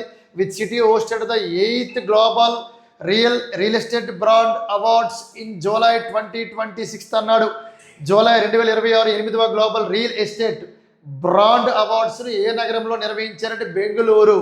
గుర్తుపెట్టుకో, Bengaluru is right answer. Hyderabad, చెన్నైలో నిర్వహించలేదు. బెంగళూరులో మన సైన్స్ సిటీ అంటారు, స్పేస్ సిటీ అంటారు, ఎలక్ట్రానిక్ సిటీ అంటారు, కంప్యూటర్ సిటీ అంటారు, గార్డెన్ సిటీ అంటారు. అదేవిధంగా బెంగళూరు అనేది వృషభావతి నది ఒడ్డున ఉందని గుర్తుపెట్టుకోండి sir. Bengaluru very very important. Present DK Shivakumar గారు కర్ణాటక సీఎంగా ఉన్నారని గమనించాలి సార్. బెంగళూరు అనగా నెక్స్ట్ వన్ పరిశీలించండి. జూలై 2026 భారతదేశం మొట్టమొదట మరియు అత్యంత లోతైన భూగర్భ ఉష్ణ శక్తి బావులు ప్రారంభించబడిన పొగా వ్యాలీ ఏ కేంద్రపాలిత ప్రాంతంలో ఉంది? Direct answer Ladakh. ఇది మనకి డైరెక్ట్గా 7th క్లాస్ అకాడమీ ఎన్సీఆర్టీ బుక్లో ఉంది సార్. పొగా వ్యాలీ నుంచి, ఎందుకంటే విపరీతమైన హీటు, దీని ద్వారా విద్యుత్ అనేది ఉత్పత్తి చేస్తారు. అత్యంత లోతైన భూగర్భ ఉష్ణ శక్తి బావుల నుంచి విద్యుత్ అనేది కూడా ప్రొడ్యూస్ అవుతుంది. ఇటువంటి పొగా వ్యాలీ అనేది which union territory is home to Puga valley where Indian first and చూసుకో డీప్గా వెళ్ళి ఏదైతే జనరల్ తీసుకుంటే అక్కడ యొక్క ఉష్ణ శక్తి డీపెస్ట్, అక్కడ వేడి అనేది భూగర్భ జల లోపలికి వెళ్ళిన తర్వాత ఉష్ణశక్తి ఏవైతే బావులు ఉన్నాయో ఆ పొగా వ్యాలీ అనేది ప్రారంభించబడింది. ఎక్కడ సార్ అంటే డైరెక్ట్ లడక్ సార్. ఇది direct text book answer. Geography. Jammu Kashmir నుంచి లడక్ అనేది విడిపోయింది. మీ అందరూ తెలుసు ఆర్టికల్ 370 రద్దు చేశారు. ఆర్టికల్ 370 రద్దు చేశారు. తర్వాత జమ్మూ అండ్ లడక్ అనేది విడిపోవడం జరిగింది. ఎప్పుడు సార్ అంటే 2019 అక్టోబర్ 31న జమ్మూ కాశ్మీర్ అనేది 2 కేంద్రపాలిత ప్రాంతాలకు విడిపోయింది. జమ్మూ కాశ్మీర్, లడక్ అని గుర్తుపెట్టుకోవాలి. ఆర్టికల్ 370 ఎప్పుడు రద్దు చేశారు? 2019లో రద్దు చేశారు, గుర్తుపెట్టుకోవాలి సార్. ఇదన్ను ఆర్టికల్ 370ని 2019 ఆగస్టు 5వ తారీఖున రద్దు చేయడం జరిగింది. జమ్మూ కాశ్మీర్ అనేది 2 కేంద్రపాలిత ప్రాంతాలకు ఎప్పుడు విడిపోయిందంటే 2019 అక్టోబర్ 31ని మనం గమనించాలి సార్. అదేవిధంగా పొగా వ్యాలీ గుర్తుపెట్టుకో, లడక్ డైరెక్ట్ ఆన్సర్ అది. ఇటీవల వార్తల్లో నిలిచిన ఫ్లెమింగో విప్లవం ఏ దేశానికి సంబంధించింది? The flamingo revolution that was recently in news is associated with which country అన్నాడు. ఫ్లెమింగో అనగానే మనకు ఆల్రెడీ గుర్తు రావాలి. ఫ్లెమింగో ఫెస్టివల్ అనేది ప్రధానంగా నెల్లూరు జిల్లాలో జరుపుకుంటారు. అంటే ఫ్లెమింగో అనేది వన్ ఆఫ్ ది బర్డ్. కాబట్టి ఇక్కడ ఏంటంటే ఒక ప్రాజెక్ట్ నిర్మించాలని చూశారు ఒక కంట్రీలోని. ఆ ప్రాజెక్టుకి వ్యతిరేకంగా ఆ దేశం అనేది ఫ్లెమింగో విప్లవం చేసింది. Very very important. Albania option 3. ఎందుకంటే ప్రాజెక్ట్ అనేది మీరు కట్టొద్దు, ఎందుకంటే ఫ్లెమింగ్ అనే పక్షులకు ఆవాసం. ఆ ప్రదేశంలో ప్రధానంగా ఇది బయోడైవర్సిటీ దెబ్బతింటుంది. జీవ వైవిధ్యానికి వ్యతిరేకంగా మీరు పక్షులు అనేవి అంతరించిపోయే అవకాశాలు ఉన్నాయి. కాబట్టి ఆ ఏరియాలో మీరు ఎటువంటి ప్రాజెక్టులు కట్టడానికి లేదని ఇటీవల కాలంలోని ఫ్లెమింగో విప్లవం అనేది అల్బేనియా దేశం అని గుర్తుపెట్టుకోవాలి. మిగతా దేశాలు అనేవి రాంగ్ అని గమనించాలి సార్. నెక్స్ట్ క్వశ్చన్ పరిశీలించండి. ఇటీవల వార్తల్లో కనిపించే థాల్ అగ్నిపర్వతం ఏ దేశంలో ఉంది? డైరెక్ట్గా థాల్ అగ్నిపర్వతం అన్నాడు, గుర్తుపెట్టుకోండి. ఫిలిప్పైన్స్. జపాన్లో ప్యూజియం అనే ఒక అగ్నిపర్వతం సంభవించింది. ప్యూజియం right answer. Philippines. Indonesia wrong answer. అదేవిధంగా ఇది కూడా wrong answer. Papua New Guinea. Very very important, గుర్తుపెట్టుకో. ఫిలిప్పైన్స్. అగ్నిపర్వతం పేరే థాల్ అని గుర్తుపెట్టుకోవాలి. ఒడిశా రాష్ట్రంలో కూడా ప్రధానం తీసుకుంటే తాల్చే. మహారాష్ట్రలోని మనకు జీకే పరంగా తీసుకుంటే మహారాష్ట్రలోని ప్రధానం మనకి థర్మల్ విద్యుత్ కేంద్రాలు ఎన్ని ఉంటాయి. ఈ మహారాష్ట్రలో పేరు తాలుడి పేరుతో మనకి ఇప్పుడు నంగల్ కావచ్చు పంజాబ్లోని ఎలాగో అలాగా అటువంటి కేంద్రం కూడా మహారాష్ట్రలోకి వెళ్తుంది. అలాగే గుర్తుపెట్టుకోవచ్చు. తాల్ అగ్నిపర్వతం ఏ దేశంలో ఇటీవల వార్తల్లో కనిపించిందంటే ఫిలిప్పైన్స్ అని గుర్తుపెట్టుకోవాలి సార్. ఎందుకంటే భూకంపాలు కూడా ఎక్కువ వస్తాయి సార్ ఆ ప్రదేశంలో. యారో 3 క్షిపణి రక్షణ వ్యవస్థను ఏ 2 దేశాలు సంయుక్తంగా అభివృద్ధి చేశాయి? యారో 3 అనేది గుర్తుపెట్టుకోవాలి. యారో 3 ఏదండి? Israel and United states. Israel America అండి. అమెరికా జపాన్ రాంగ్ అండి. జర్మనీ ఫ్రాన్స్ రాంగ్ అండి. ఇజ్రాయిల్ భారతదేశం రాంగ్ అండి. రైట్ ఆన్సర్ ఏదంటే యారో 3 క్షిపణి వ్యవస్థను ఇజ్రాయిల్ను యునైటెడ్ కింగ్స్. ఎందుకు సార్ అంటే మీకు తెలిసిందే, ఇజ్రాయిల్ ఇప్పుడు ఆల్రెడీ వార్ అనేది జరుగుతుంది. హార్మోజ్ జలసంధి అనేది పైన అమెరికా 47వ అధ్యక్షుడు ఎవరంటే డొనాల్డ్ ట్రంప్. అమెరికా అధ్యక్షుడు పదవి కాలం 4 సంవత్సరాలు. కాబట్టి డొనాల్డ్ ట్రంప్ అనే వ్యక్తి సపోర్ట్ చేస్తాడు, ఎక్కువ ఇజ్రాయెల్కి సపోర్ట్ చేయడం జరుగుతుంది. ఇరాన్ పైన విరుచుకు పడుతుంది అమెరికా అనేది. కాబట్టి వెరీ వెరీ ఇంపార్టెంట్. యారో 3 క్షిపణి రక్షణ వ్యవస్థ అంటే ఇంకేట్లేదు, ఇరాన్ని ఏ విధంగా ఎదుర్కోవాలి అనేది ప్రధాన ఎజెండా. కాబట్టి రెండూ కలిపి ఇజ్రాయిల్ యునైటెడ్ స్టేట్స్ రెండూ కలిపి యారో 3 క్షిపణి రక్షణ వ్యవస్థను సంయుక్తంగా అభివృద్ధి చేసేది గుర్తుపెట్టుకోవాలి సార్. డైరెక్ట్ క్వశ్చన్ ఇది. World artificial intelligence conference WAIC 2026 ఎక్కడ నిర్వహించారన్నాడు? గుర్తుపెట్టుకోండి. Where was the world artificial intelligence conference 2026 held అన్నాడు. Rome, Shanghai, Paris, London. డైరెక్ట్గా షాంఘై అనగానే గుర్తుపెట్టుకోవాలి చైనాలో ఉంది షాంఘై అనేది. అక్కడ జరగబోతుంది సార్. షాంఘై అనగానే మనం ఇంకోటి గుర్తుపెట్టుకోవాలి, NDB న్యూ డెవలప్మెంట్ బ్యాంక్ ప్రధాన కార్యాలయం ఎక్కడ ఉందంటే చైనాలోని షాంఘై. ప్రజెంట్ NDB బ్యాంక్కి ప్రెసిడెంట్ ఎవరంటే దిల్మా రౌసఫ్. NDB బ్యాంక్ దేనిలో భాగం అంటే బ్రిక్స్లో భాగమని నువ్వు గమనించాలి. Very very important sir. ఇవి ప్రధానంగా వరల్డ్ ఆర్టిఫిషియల్ ఇంటెలిజెన్సీ కాన్ఫరెన్స్ ఎక్కడ జరగబోతుందంటే చైనాలో షాంఘై అని మనం చెప్పుకోవచ్చు. ఇప్పుడు నెక్స్ట్ మనం general awareness current affairs complete చేసి ఇప్పుడు కరెంట్ పాలిటీ మనం ఒకసారి పరిశీలిద్దాం సార్. ఫస్ట్ ప్రశ్న, ఆంధ్ర ప్రాంతంలో వందే మాతర ఉద్యమాన్ని ఏమని పిలుస్తారు? The Vande Mataram movement in Andhra region was known as అన్నాడు ఇక్కడ. అంటే ఆంధ్ర ప్రాంతంలో వందే మాతర ఉద్యమాన్ని ఏమని పిలుస్తారంటే స్వదేశ ఉద్యమం అని పిలుస్తారు సార్. స్వదేశ ఉద్యమం అని పిలుస్తారని గుర్తుపెట్టుకోవాలి. అసలు ప్రధానంగా స్వదేశ ఉద్యమం అంటే ఏంటి? ఇక్కడ ఆన్సర్ B ఇచ్చారు, స్వదేశ ఉద్యమం. ఇది రైట్ ఆన్సర్ సార్. అంటే ఆంధ్ర ప్రాంతంలో వందే మాతర ఉద్యమాన్ని ఏమని పిలుస్తారంటే స్వదేశ ఉద్యమం. ప్రధానంగా తీసుకుంటే మనకి 1905 బెంగాల్ విభజన లార్డ్ కర్జన్ కాలంలో జరిగింది. లార్డ్ కర్జన్ బెంగాల్ విభజన అనేది. ఈ బెంగాల్ విభజనకి వ్యతిరేకంగా వందే మాతర ఉద్యమం అనేది ప్రారంభమైంది. మనం గుర్తుపెట్టుకోవాలి. 1905లోని బెంగాల్ విభజనకు వ్యతిరేకంగా వందే మాతర ఉద్యమం అనేది ప్రారంభమైనది. అయితే ఇక్కడ స్వదేశ ఉద్యమం యొక్క ప్రధాన ఉద్దేశం ఏంటి సార్ అన్నాం అంటే ఎవరైతే బ్రిటిష్ వారు ఉన్నారో ఈ బ్రిటిష్ వారు ఏవైతే వస్తువులు ఉన్నాయో ఆ వస్తువులు మనం కొనకూడదు, వ్యతిరేకించాలి. అంటే ఓన్లీ మన ఇండియాలో తయారైన వస్తువులు మాత్రమే మనం అభివృద్ధి చెందించాలి, ఇండియాలో తయారైన వస్తువులు మాత్రమే మనం డెవలప్మెంట్ చేయాలని ప్రధాన ఉద్దేశం. బ్రిటిష్ వస్తువులను వ్యతిరేకించాలనేది ఈ స్వదేశ ఉద్యమం అనేది ప్రధాన ఎజెండాగా మనం పరిగణించాలి. ఇండియాలోని ప్రధాన బ్రిటిష్ వారు ఎవరైతే ఉన్నారో ఆ బ్రిటిష్ వారు తయారు చేసిన వస్తువులను వ్యతిరేకించడమే దీని ప్రధాన ఉద్దేశం అని మనం గమనించాలి. మరి సహాయ నిరాకరణ ఉద్యమం ఎందుకు ఇచ్చాడు? ఆప్షన్ 1లో నాన్ కోఆపరేషన్ మూమెంట్ సహాయ నిరాకరణ ఉద్యమం 1920లోని ప్రారంభమైంది. నాన్ కోఆపరేషన్ మూమెంట్ అంటాం 1920లో ప్రారంభమైంది. 1922లో చౌరీ సంఘటన వల్ల ఇది నిలిపివేయడం జరిగింది. మరి శాసన ఉల్లంఘన ఉద్యమం అన్నాం అంటే ఉప్పు సత్యాగ్రహం 1930 మార్చి 12 ప్రారంభమైంది, ఏప్రిల్ 6 వరకు కొనసాగిందని మనం గుర్తుపెట్టుకోవాలి. మార్చి 12 నుంచి ఏప్రిల్ 6 78 మంది గాంధీ ఫాలోవర్స్ గాంధీ వెనక్కి నడ్డం జరిగింది సబర్మతి. దీన్ని దండి మార్చ్ అంటాం. దండి అంటే ఉప్పు సత్యాగ్రహం సబర్మతి నుంచి దండి వరకు మార్చి 12 నుంచి ఏప్రిల్ 6 వరకు గుర్తుపెట్టుకోవాలి. మార్చి next one Khilafat, all India Khilafat day అంటాం మనం 1919 అక్టోబర్ 17 అండి. ఇదే ఆల్ ఇండియా ఖిలాఫత్ డేగా మనం పరిగణించాలి. ఖిలాఫత్ ఉద్యమం అనేది 1919లో గమనించాలి ప్రారంభమైంది. ఇలాగా లింకప్ మొత్తం తెలియాలి. ఆంధ్ర ప్రాంతంలో వందే మాతర ఉద్యమాన్ని ఏమని పిలుస్తారంటే స్వదేశ ఉద్యమం అని పిలుస్తారు. Answer 2 is right answer. సహాయ నిరాకరణ ఉద్యమం ఎప్పుడు ప్రారంభమైంది, ఎప్పుడు నిలిపివేశారు? Non cooperation movement started in 1920. Chauri Chauri సంఘటన వ్యతిరేకంగా క్లోజ్ చేయడం జరిగింది. ఉప్పు సత్యాగ్రహాన్ని ఎప్పుడు ప్రారంభించారు? శాసన ఉల్లంఘన ఉద్యమం అంటాడు. గుర్తు 1930 మార్చి 12 ఏప్రిల్ 6. ఖిలాఫత్ ఉద్యమాన్ని ఎప్పుడు ప్రారంభించారంటే 1919 అక్టోబర్ 17 అని గుర్తుపెట్టుకోవాలి. Very very important. ఆంధ్ర ప్రాంతంలో వందే మాతరం ఉద్యమాన్ని ఏమని పిలుస్తారు? స్వదేశ ఉద్యమం. అది స్వదేశ ఉద్యమం ప్రధాన ఉద్దేశం బ్రిటిష్ వారిని వ్యతిరేకించాలి.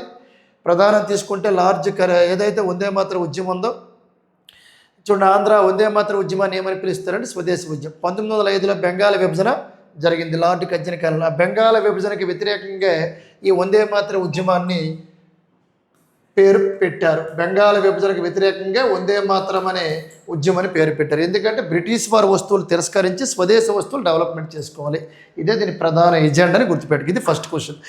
నెక్స్ట్ క్వశ్చన్ తీసుకుంటే క్యాబినెట్ మిషన్లో సభ్యుడు కాని వ్యక్తి ఈ క్రింది వల్ల ఎవరు? అసలు గుర్తుపెట్టుకోండి. Who among the following persons was not a member of the cabinet machine. అసలు క్యాబినెట్ మిషన్ ఎప్పుడు ఏర్పాటు చేశారు? 1946లోని ఏర్పాటు చేయడం జరిగింది. అట్లీ ఎవరంటే క్లైమెంట్ అట్లీ అంటే బ్రిటన్ ప్రధానమంత్రి. ఈ బ్రిటన్ ప్రధానమంత్రి అట్లీ అప్పుడు ఈ క్యాబినెట్ మిషన్లో ఏదైతే మన బ్రిటన్ నుంచి ఇండియాకి ఒక ముగ్గురిని పంపడం జరిగింది. గుర్తుపెట్టుకోవాలి. ముగ్గురు సభ్యులు ఎవరెవరు ఉన్నారంటే లారెన్స్, క్రిప్స్, అలెగ్జాండర్ ఉన్నారు. లారెన్స్ ఉన్నాడు, క్రిప్స్ ఉన్నాడు, అలెగ్జాండర్ ఉన్నాడు. గుర్తుపెట్టుకోవాలి. స్టఫర్డ్ స్క్రిప్స్, అదేవిధంగా ఫెతిక్ లారెన్స్, అదేవిధంగా ఏవి అలెగ్జాండర్. అంటే క్యాబినెట్ మిషన్లో అనేది ప్రధానంగా బ్రిటన్ ప్రైమ్ మినిస్టర్ ఇండియాకి పంపడం జరిగింది. అందులోని ఈ ముగ్గురిని పంపారు. అందులో క్యాబినెట్ మిషన్ను ఎప్పుడు ఏర్పాటు చేయడం జరిగిందంటే 1946. పంపింది ఎవరంటే ఈ లారెన్స్, అలెగ్జాండర్ అండ్ క్రిప్స్ పంపడం జరిగింది. లేని వ్యక్తి ఎవరంటే విలియం వుడ్ అనే వ్యక్తి లేడు. గుర్తుపెట్టుకోవాలి. అయితే ఇక్కడ ఆన్సర్ ఏంటి సార్ అంటే ఆప్షన్ 1 అని గుర్తుపెట్టుకోవాలి. ఉన్న వ్యక్తులు ఎవరంటే ఇలా ముగ్గురు. గుర్తుపెట్టుకో. ఎవరంటే బ్రిటన్ ప్రైమ్ మినిస్టర్ అట్లీ పంపడం జరిగింది. ఎప్పుడంటే 1946లో క్యాబినెట్ మిషన్లో సభ్యుడి కాని వ్యక్తిని క్రింది వారిలో ఎవరు అడిగాడు? గుర్తుపెట్టుకో. ఆప్షన్ 1 ఇది రైట్ ఆన్సర్. మిగతా వాళ్ళందరూ క్యాబినెట్లో ప్రధానంగా ఎంతమంది ఉంటారో ముగ్గురు ఉంటారు. ముగ్గురు కూడా చెప్పడం జరిగింది. ఎవరు? Lawrence, క్రిప్స్ and Alexander. Next bit చూడు. భారతదేశంలో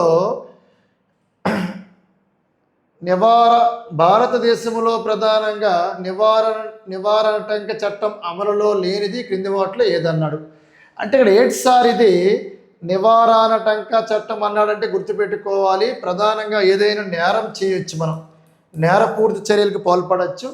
మరి ఆర్టికల్ 22 ఉంది. ఆర్టికల్ 22 ఏం చెప్తుందంటే ఏదైనా నేరం చేసినా మరి దానికి పోలీసులు వాళ్ళకి కొంత రక్షణ కల్పిస్తారు. ఇమీడియట్గా వాళ్ళపై చర్యలు తీసుకుంటే రక్షణ కల్పిస్తారు ఆర్టికల్ 22 ప్రకారం. అయితే ఇక్కడ భారతదేశంలో ప్రధానంగా ఈ చట్టం అమల్లో లేనిది గుర్తించమన్నాడు. ఏది? నివారణాటంక చట్టం అమలులో లేనిది ఈ క్రింది వాళ్ళు ఏదన్నాడు? అమల్లో లేనిది ఏంటి సార్ అంటే అమల్లో ఉన్నవి మనకు తెలియాలి. అమల్లో ఉన్నవి ఆల్రెడీ ఇది రైట్ ఆన్సరే. ఎఫ్ఏఎంఐ అనేది అదేవిధంగా తీసుకుంటే ఉపా రైట్ ఆన్సరే. అదేవిధంగా ఎన్ఎస్ఏ రైట్ ఆన్సరే. ఏది రాంగ్ ఆన్సరు? ఇది రాంగ్ ఆన్సర్. అంటే ప్రధానంగా మనకి ఓన్లీ 2 అనేది గుర్తుపెట్టుకోవాలి. రాంగ్ ఆన్సర్ ఏదంటే ఓన్లీ 2 అని గుర్తుపెట్టు. కానిది క్రింది వాళ్ళు లేనిది క్రింది వాళ్ళు ఏదంటే దేనికోసం అంటే నేరపూరిత చర్యలు వాళ్ళపై కేసులు నమోదు చేయకుండా ముందు వాటికి రక్షణ కల్పించాలనేది దీనికి ప్రధాన ఏజెంట్. ఎవరైతే నేరాలు చేస్తారో చట్టరీత్యా వాళ్ళకి చర్యలు తీసుకుంటాం అనేది ప్రధానంగా ఇవనేవి ఏర్పడ్డ ఈ చట్టాలు. ఈ చట్టాలు అమల్లో లేనిది క్రింది వాళ్ళు ఏదన్నది గుర్తుపెట్టుకోవాలి. Very very important. అదే సార్ MISA మిస్ అయిన మనం గుర్తుపెట్టుకోవాల్సిన అవసరం ఉంది. తర్వాత క్వశ్చన్ చూడు ఒకసారి. భారత రాజ్యాంగంలో 42వ రాజ్యాంగ సవరణ. భారత రాజ్యాంగంలో 42వ సవరణ చట్టం ప్రకారం 10 ఆజ్ఞలను చేర్చడాన్ని ఏమని పిలుస్తారు అన్నాడు. ఇక్కడ ఏమో తప్పు పడింది సార్. ది 10th చూసుకోండి. ఇక్కడ అమెండ్మెంట్స్. ఇది amendments which were added by 42 amendment act in constituency of Indian are called as అన్నాడు. భారత రాజ్యాంగంలోని 42వ రాజ్యాంగ సవరణ ద్వారా 10 ప్రాథమిక విధులు చేర్చడం జరిగింది. ప్రాథమిక హక్కులు, ప్రాథమిక విధులు, పంచాయతీరాజ్ సంస్థ, స్టేట్ పాలసీ అదే సూత్రాలు అన్నాడు. రైట్ ఆన్సర్ ఏంటి సార్ అంటే ప్రాథమిక విధులను మనం గుర్తుపెట్టుకోవాలి. ఫండమెంటల్ డ్యూటీస్ గుర్తుపెట్టుకోవాలి. ప్రాథమిక విధులు రష్యా నుంచి మనం స్వీకరించాము. ప్రాథమిక హక్కులు అనేవి అమెరికా నుంచి మనం స్వీకరించాము. పంచాయతీరాజ్ సంస్థలు అనగానే గుర్తు రావాలి 73వ అమెండ్మెంట్ యాక్ట్ అని మనం గుర్తు రావాలి. 73 అమెండ్మెంట్ యాక్ట్ అని గుర్తు రావాలి సార్. 74 అంటే మున్సిపాలిటీలని మనకు గుర్తు రావాలి. కాబట్టి ఇక్కడ 42వ సవరణ చట్టం ప్రకారం 10 ఆజ్ఞలు ప్రధానం తీసుకుంటే చేర్చడం జరిగింది. ఆ 10 ఏంటి సార్ అంటే ప్రాథమిక విధులను గమనించాలి. రష్యా నుంచి మనం స్వీకరించడం జరిగింది. నెక్స్ట్ ప్రశ్న పరిశీలించితే ప్రధానమంత్రి ఈ క్రింది వాటిలో ఎవరికి బాధ్యుడు? The prime minister of Indian is responsible to home అన్నాడు. ఇక్కడ ఎవరికి బాధ్యుడు? ప్రధానమంత్రి ఫస్ట్ ఎంపీ అంటే ఒక పార్లమెంట్ సభ్యుడు అవ్వాలి. నరేంద్ర మోడీ గారే ఉన్నారు. 3 సార్లు ప్రధానమంత్రికి ఎన్నికయ్యారు. 3 సార్లు వారణాసి కాన్స్టిట్యున్సీ నుంచి ప్రధానమంత్రికి ఎన్నికయ్యారు. ప్రధానమంత్రి ఎంపీలందరూ అంటే హయ్యెస్ట్ మెజారిటీ ప్రజెంట్ భారతదేశంలో 543 లోక్సభ స్థానాలు ఉన్నాయి. అంటే 543/2 2 రెళ్ళు 4 2 ఏళ్ళ 14 2 1 2 అంటే 272 సీట్స్ వస్తే అతను ప్రైమ్ మినిస్టర్గా ఉంటారు. అంటే ఆయన ఎంపీగా పోటీ చేయాలి, ఎంపీగా గెలాలి, వాళ్ళ సభ్యులందరూ గెలాలి, వాళ్ళ సభ్యులందరూ కూడా అతన్ని ప్రైమ్ మినిస్టర్గా ఎన్నుకోవడం జరుగుతుంది. అంటే ప్రధానమంత్రి అవ్వాలంటే నువ్వు పార్లమెంట్ సభ్యుడికి గెలాలి. ఫస్ట్ ప్రధానమంత్రి అవ్వాలంటే ఫస్ట్ నువ్వు లోక్సభకు పోటీ చేయాలి. నీ వయస్సు 25 సంవత్సరాలు ఉండాలి లోక్సభ సభ్యుడిగా పోటీ చేయడానికి. రాజ్యసభ అయితే 30 సంవత్సరాలు. కాబట్టి ప్రధానమంత్రి ఈ క్రింది వాటిలో ఎవరికి బాధ్యత వహిస్తాడంటే లోక్సభ. అతను లోక్సభ మెంబర్ అవ్వాలి. క్యాబినెట్ కాదు, రాష్ట్రపతి కాదు. రైట్ ఆన్సర్ లోక్సభ అని గుర్తుపెట్టుకోవాలి, రాజ్యసభ కాదు. రాజ్యసభకు అధ్యక్షుడు ఎవరు సార్ అంటే ఉపరాష్ట్రపతి. ప్రజెంట్ ఎవరున్నారు? సిపి రాధాకృష్ణన్, ఆయన రాజ్యసభకు అధ్యక్షత వహిస్తారు. రాష్ట్రపతిని మీకు తెలిసింది భారత రాష్ట్రపతి ఎలక్ట్రో కాలేజ్ ద్వారా రాష్ట్రపతిని ఎన్నుకుంటారు, గుర్తుపెట్టుకోవాలి. ఇక్కడ ఆన్సర్ ఏదంటే లోక్సభకి ప్రధానమంత్రి అనే వ్యక్తి బాధ్యుడు. ఎందుకంటే అక్కడి నుంచి ఆయన ప్రైమ్ మినిస్టర్ అవుతాడు, ఎంపీకి గెలుస్తాడు. అయితే రాజ్యసభ నుంచి ప్రధానమంత్రి అవ్వరంటే అవుతారు సార్. రాజ్యసభ నుంచి ప్రధానమంత్రి అయిన వ్యక్తులు ఉన్నారు. రాజ్యసభ నుంచి ప్రధానమంత్రిగా ఎన్నికైన ఫస్ట్ వ్యక్తి అవ్వాలంటే శ్రీమతి ఇందిరాగాంధీ గారు. 4 వ్యక్తులు రాజ్యసభ నుంచి ప్రధానమంత్రిగా ఎన్నికయ్యారు. అందులో ఫస్ట్ పర్సనే శ్రీమతి ఇందిరాగాంధీని గుర్తుపెట్టుకోండి. Very very important. లోక్సభకి ప్రధానంగా బాధ్యుడిగా ఉంటారు prime minister of India Narendra Modi గారు ప్రజెంట్ అయితే. నెక్స్ట్ సాధారణంగా ముఖ్యమైన తీర్మానాన్ని ఈ క్రింది వారిలో ఎవరి చేత గైకొనబడింది అన్నాడు sir. General all important decisions are taken by అన్నాడు. ఆప్షన్ తీసుకుంటే 1 కౌన్సిల్ ఆఫ్ మినిస్టర్స్, క్యాబినెట్, ప్రధానమంత్రి, పార్లమెంటు కార్యదర్శులు మరియు ప్రధానమంత్రి అన్నాడు. సాధారణంగా ముఖ్యమైన తీర్మానాలన్నీ ఈ క్రింది వారిలో ఎవరి చేత గైకొనబడ్డాయి? సాధారణంగా ముఖ్యమైన తీర్మానాలన్నీ ఎక్కడ సార్? క్యాబినెట్లోని డైరెక్ట్గా క్యాబినెట్ సమావేశాల్లోని ముఖ్యమైన తీర్మానాలన్నీ కూడా అక్కడ మాట్లాడడం జరుగుతుంది, ఓకే చేయడం జరుగుతుంది, అమలు చేయడం జరుగుతుంది. కాబట్టి ప్రధానమంత్రి కాదు, పార్లమెంట్ కార్యదర్శి కాదు, కార్యదర్శిలో ప్రైమ్ మినిస్టర్ కాదు, కౌన్సిల్ ఆఫ్ మినిస్టర్ కాదు. డైరెక్ట్ ఆన్సర్ క్యాబినెట్ గుర్తుపెట్టుకోవాలి. ఎందుకంటే సాధారణంగా ముఖ్యమైన తీర్మానాలన్నీ కూడా క్యాబినెట్లోనే చర్చలు జరుగుతాయి, అమలు చేయడం జరుగుతుందని గుర్తుపెట్టుకోవాల్సిన అవసరం ఉంది. Option 2 is right answer. మిగతావన్నీ కాదని గుర్తుపెట్టుకోవాలి. నెక్స్ట్ వన్ తీసుకుంటే రాజ్యసభలో ఎన్నుకోబడ్డ సభ్యులు అతి తక్కువగా ఉన్న రాష్ట్రం ఏదన్నాడు? గుర్తుపెట్టుకోండి. Which among the following states as the lowest number of elected members in the Rajya Sabha. అసలు రాజ్యసభ అనగానే పోటీ చేయడానికి ఎంత వయసు ఉండాలి సార్ అంటే 30 సంవత్సరాలు. రాజ్యసభ స్థానాలు అధికంగా ఉన్న రాష్ట్రాలు ఏమంటే ఉత్తరప్రదేశ్. దానికి చిన్న కోడ్ చెప్తాను చూడండి సార్. రాజ్యసభ స్థానాలు అధికంగా ఉన్న రాష్ట్రాల కోడ్ ఉమా. గుర్తుపెట్టుకోవాలి. డైరెక్ట్గా రాద్దాం సార్, ఉమా. దానికి కోడ్ ఏంటి సార్ అంటే ఉమా బేబీతో, అంటే ఉమాతో బేబీ అనేది కోడ్. ఉ అంటే ఉత్తరప్రదేశ్ అమ్మ, మా అంటే మహారాష్ట్ర, తా అంటే తమిళనాడు, బే అంటే బెంగాలు, వెస్ట్ బెంగాలు, అదేవిధంగా బి అంటే బీహారు. ఇక్కడే సార్ రాజ్యసభ స్థానాలు అధికంగా ఉన్నాయి. ఉత్తరప్రదేశ్కి ఏంటంటే 31, మహారాష్ట్రకి ఏంటంటే 19, తమిళనాడుకి ఏంటంటే 18, వెస్ట్ బెంగాల్కి 16, బీహార్కి 16 సార్. ఇలాగ కర్ణాటక ఏంటంటే కర్ణాటక కూడా 12 అని నువ్వు గమనించాలి. ఆంధ్రప్రదేశ్ అనేవి రాజ్యసభ సీట్స్ ఏంటంటే మన అందరికీ తెలుసు. ఆంధ్రప్రదేశ్ అనేది రాజ్యసభ సీట్స్ ఏంటంటే 11, మధ్యప్రదేశ్ ఏంటంటే 11, అదేవిధంగా గుజరాత్ ఏంటంటే 11, అదేవిధంగా రాజస్థాన్ ఏంటంటే 10, అదేవిధంగా తీసుకుంటే మన పక్కనే ఉన్న ఒడిస్సా. కాబట్టి ఒడిస్సా ఏంటంటే 10 అని నువ్వు గమనించాలి. 2 10లే. రాజస్థాన్ 10, ఒడిస్సా 10. అదేవిధంగా టీజీ తెలంగాణ ఏంటంటే 7 సార్ తెలంగాణ రాజ్యసభ సీట్స్ 7. అదేవిధంగా అస్సోం కూడా రాజ్యసభ సీట్స్ ఏంటంటే 7. అదేవిధంగా పంజాబ్ ఏంటంటే 7 అని గమనించాలి, 7తో ఉన్నాయి. ఇలాగ రాజ్యసభ సీట్స్ అన్ని మన ఈశాన్య రాష్ట్రాల్లోని అస్సోం మినహాయించి మిగిలిన ఈశాన్య రాష్ట్రాల్లో చేరో 1 కలదు. మరి ఇక్కడ మనకి ఛత్తీస్గఢ్కి రాజ్యసభ సీట్స్ ఎన్ని ఉన్నాయంటే గమనించాలి. ఛత్తీస్గఢ్కి రాజ్యసభ సీట్స్ ఎన్నంటే 5, హర్యానాకి రాజ్యసభ సీట్స్ ఎన్నంటే 5 సార్. హిమాచల్ ప్రదేశ్ ఎన్నంటే 3, 3, ఢిల్లీకి కూడా 3 ఉన్నాయి. ఆ పక్కనే హిమాచల్ ప్రదేశ్కి 3, ఢిల్లీకి 3 సార్. అదేవిధంగా జార్ఖండ్, మహేంద్ర సింగ్ ధోని స్టేట్ జార్ఖండ్కి 6, అదేవిధంగా కేరళకి ఎన్నంటే 9 అని గమనించాలి. మరి జమ్మూ కాశ్మీర్కి ఎన్నంటే 4. ఇక రైట్ ఆన్సర్ ఏంటి సార్? ఛత్తీస్గఢ్ 5 అన్నాను, హిమాచల్ ప్రదేశ్ 3, జార్ఖండ్ 6, జమ్మూ కాశ్మీర్ 4 సార్. అయితే రైట్ ఆన్సర్ మనకి క్లియర్గా కనిపిస్తుంది, తక్కువ ఉన్నది హిమాచల్ ప్రదేశ్. ఇలాగ మనం ఇండియా మొత్తం చెప్పుకోవచ్చు సార్. వెరీ వెరీ ఇంపార్టెంట్, గుర్తుపెట్టుకో. ఇవి రాజ్యసభ తక్కువగా ఉన్న రాజ్యసభ సీట్స్ ఇచ్చిన ఆప్షన్ల ప్రకారం హిమాచల్ ప్రదేశ్. ఇలా డీటెయిల్ నేర్చుకోవాలి. ఈ విధంగా ప్రధానమంత్రి శాఖలో లోక్సభ సభ్యుడిగా ఉన్నవారు ఈ క్రింది వారిలో ఎవరన్నాడు? Who among the following was the member of Lok Sabha during his prime ministership అన్నాడు. ప్రధానమంత్రి శాఖలో లోక్సభ సభ్యుడిగా ఉన్నవారు ఈ క్రింది వారిలో ఎవరన్నారు? అది ఒకటి గుర్తుపెట్టుకోవాలి. అసలు లోక్సభ, రాజ్యసభ, ప్రధానమంత్రిగా రాజ్యసభ నుంచి ఎంతమంది ఎన్నికయ్యారు? ఇంతవరకు ప్రధానమంత్రిగా రాజ్యసభ నుంచి 4 ఎన్నికయ్యారు. అందులో ఒక వ్యక్తి ఎవరంటే ఇందిరాగాంధీ. ఫస్ట్ పర్సన్ రాజ్యసభ నుంచి ఎన్నికైన ఫస్ట్ పర్సన్ ఇందిరాగాంధీ. అదేవిధంగా తీసుకుంటే ఐకే గుజరాల్, ఇంద్రకుమార గుజరాల్, ఈయన రాజ్యసభ నుంచి ఎన్నికవడం జరిగింది. అదేవిధంగా తీసుకుంటే ఈయన తర్వాత హెచ్డి దేవగౌడ, ఈయన కూడా కర్ణాటక రాష్ట్రం, ఈయన కూడా ఈ సభ నుంచి రాజ్యసభ నుంచి ఎన్నికైన ప్రధానమంత్రి. తర్వాత 4వ వ్యక్తే మన్మోహన్ సింగ్. ఇలాగా సబ్జెక్టు మొత్తం తెలిస్తే బిట్ ఈజీ చేయగలం. అంటే రాజ్యసభ నుంచి ప్రధానమంత్రిగా ఎంతమంది ఎన్నికయ్యారు? 4. Indira Gandhi, IK Gujral, HD Deve Gowda, Manmohan Singh. మరి మిగతా వాళ్ళందరూ లోక్సభ నుంచి ఎన్నికయ్యారు. కాబట్టి ఇందులో చూసుకోండి sir, HD Deve Gowda wrong answer, అదేవిధంగా మన్మోహన్ సింగ్ రాంగ్ ఆన్సర్, అదేవిధంగా ఇంద్రకుమార్ గుజరాల్ రాంగ్ ఆన్సర్.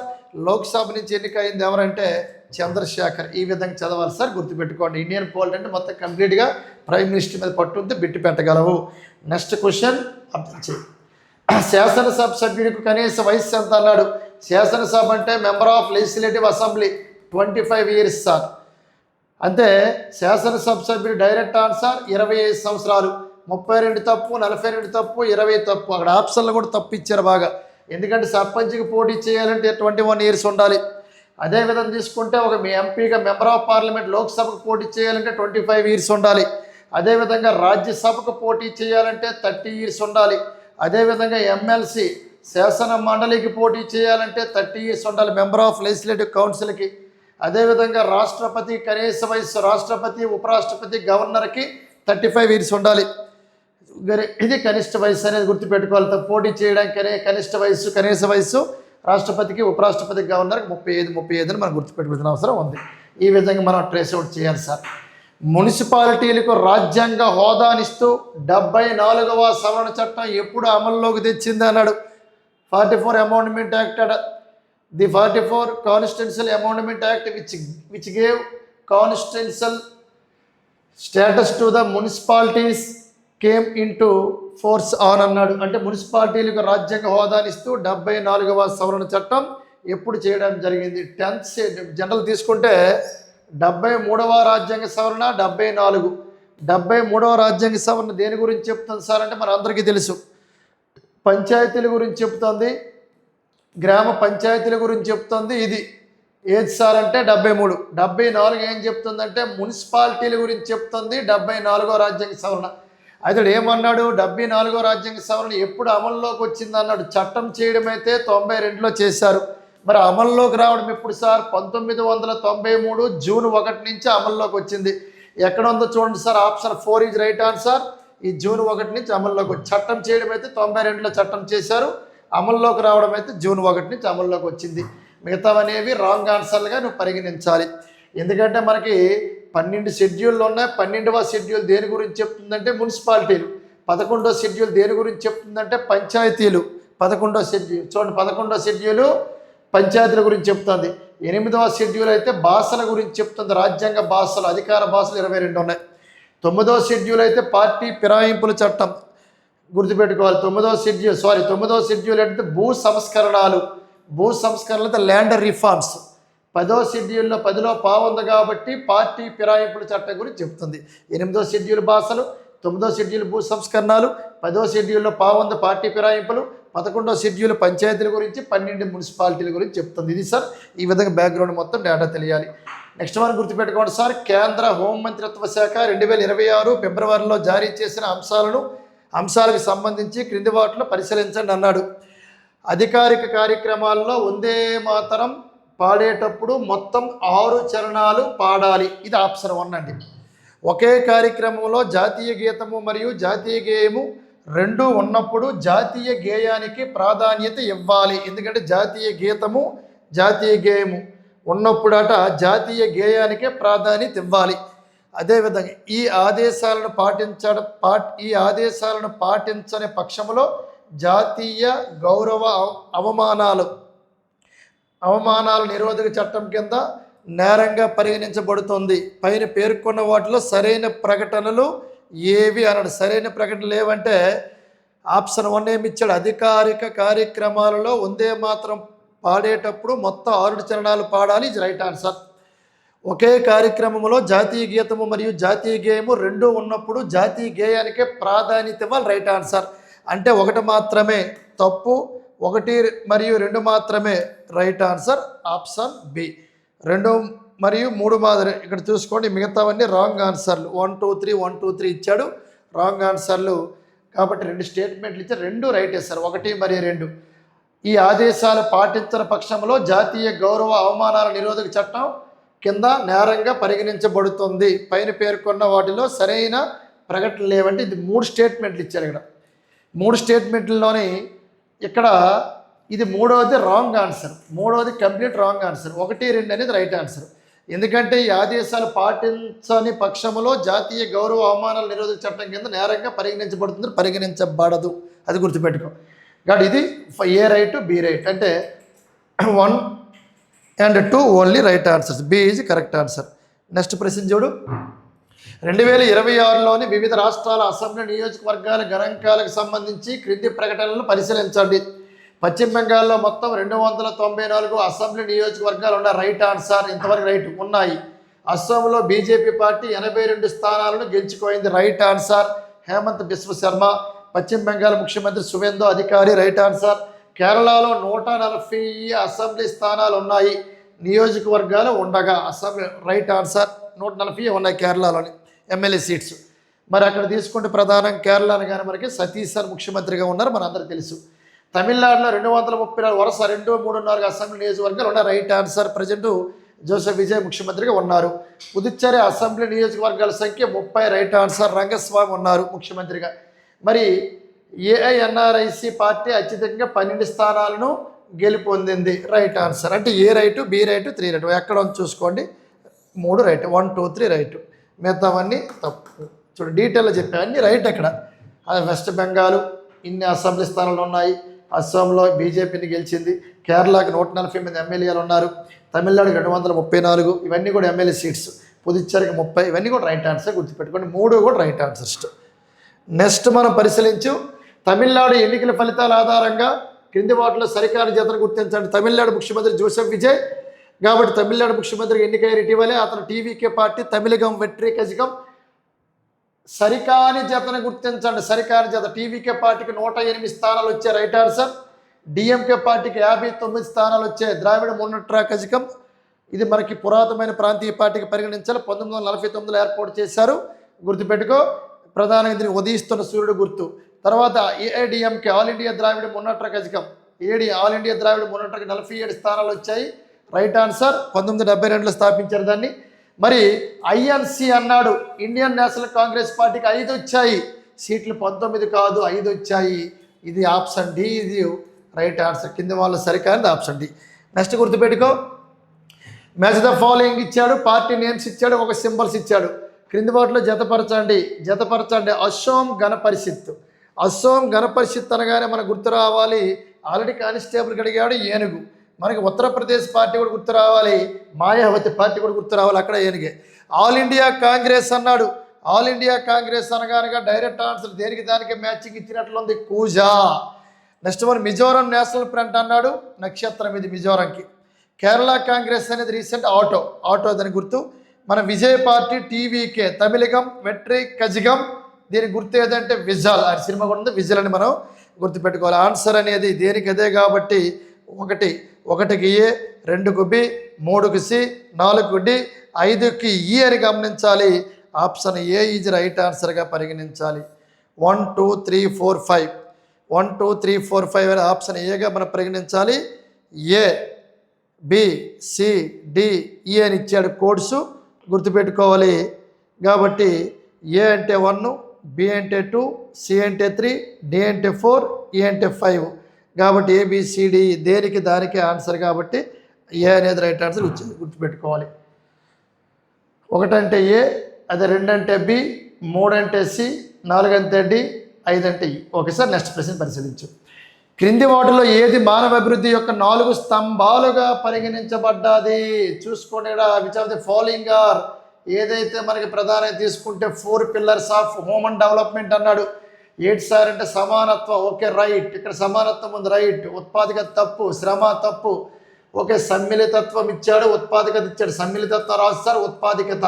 తర్వాతది సాధికారత, తర్వాతది ప్రధానంగా తీసుకుంటే సుస్థిరత అంటే సస్టైనబిలిటీ, అదేవిధంగా ఎంపవర్మెంటు, అదేవిధంగా ఈక్వాలిటీ, అదేవిధంగా తీసుకుంటే సమానత్వం, ఈక్వల్ చూడ, అదేవిధంగా productivity. Option B is right answer. మిగతావన్నీ తప్పు సార్. ఎక్కడైతే సమానత్వం ఉంటుందో అది ప్రారంభం, అది ఎక్కడైతే సస్టైనబిలిటీ ఉంటుందో అది ఎండింగ్ అని గుర్తుపెట్టుకోవాలి. ఇక్కడ అన్నీ కూడా ఆప్షన్ 1 ఫస్ట్ రైట్ ఇచ్చాడు, తర్వాత అడిగి మార్క్స్ ఇచ్చాడు. కాబట్టి 2 ఈజ్ రైట్ ఆన్సర్. నెక్స్ట్ గమనించాలి, ఈ క్రింది ప్రకటనలు పరిశీలించండి. నామినల్ జీడిపిని వస్తువులు మరియు సేవలను ఒక నిర్దిష్ట స్థిర ధరలు సమితి ఆధారంగా అంచనా వేసే విధంగా లెక్కిస్తారు. మరోవైపు రియల్ జీడిపి అనేది కేవలం ప్రస్తుతం ఉన్న ధరల వద్ద జీడిపి విలువను సూచిస్తుంది. పై ప్రకటనలో ఏవి సరైనవి అన్నాడు. ఏవి సరైనవి. కాబట్టి నామినల్ జీడిపిని వస్తువులు మరియు సేవలు ఒక నిర్దిష్ట స్థిర ధరలు సమితి ఆధారంగా అంచనా వేసే విధంగా లెక్కిస్తారు. తప్పు. ఎప్పుడు కూడా గుర్తుపెట్టుకో, జీడిపి అనేది, నామినల్ జీడిపి అనేది వస్తువులు మరియు సేవలు ఒక నిర్దిష్ట స్థిర ధరల ఆధారంగా చేయరు, సమితి ఆధారంగా అంచనా వేసే విధంగా లెక్కిస్తారు. తప్పు. నెక్స్ట్ వన్, మరోవైపు రియల్ జీడిపి అనేది కేవలం ప్రస్తుతం ఉన్న ధరల వద్ద జీడిపి విలువలు లెక్కిస్తారు, విలువలు సూచిస్తున్నారు, అది కూడా తప్పు. కాబట్టి ఇక్కడ 1 మాత్రం, 2 మాత్రం, 1 2 కావు, నైదర్ 1 or 2. ఇది గుర్తుపెట్టు. ప్రకటనలో ఏవి సరైనవి కాబట్టి 2 సరైనవి కాదని గుర్తుపెట్టుకోవాలి. నెక్స్ట్, ఈ క్రింది వాళ్ళలో పై అంశాలు భారతదేశంలో పేదరికాన్ని దోహదం చేస్తాయి. భూమి లేకపోవడం రైట్, నిరుద్యోగం రైట్, కుటుంబాల పరిమాణం రైట్, నిరక్షరాస్యత రైట్, అన్నీ ఉంది సార్. అన్నీ కూడా పేదరికాన్ని ఏదైతే మొత్తం 1 2 3 4 1 2 3 4 మొత్తం అన్నీ కూడా ప్రభావం చూపిస్తాయని గుర్తుపెట్టుకోవాల్సిన అవసరం ఉంది. భూమి లేకపోవడం కూడా మనకు తెలిసిందే, నిరుద్యోగం కూడా తెలిసిందే, కుటుంబాల పరిమాణం కూడా తెలిసిందే, నిరక్షరాస్యత, మొత్తం సైజ్ ఆఫ్ ఫ్యామిలీలో ఎక్కువ మెంబర్స్ ఉంటే ఇబ్బంది అవుద్ది, ఇల్లిటరసీ అది చదువుకోకపోని ఇబ్బంది అవుద్ది, అన్ఎంప్లాయ్మెంట్ నిరుద్యోగం చాలా విపరీతమైన సమస్య ఉంది భారతదేశంలో.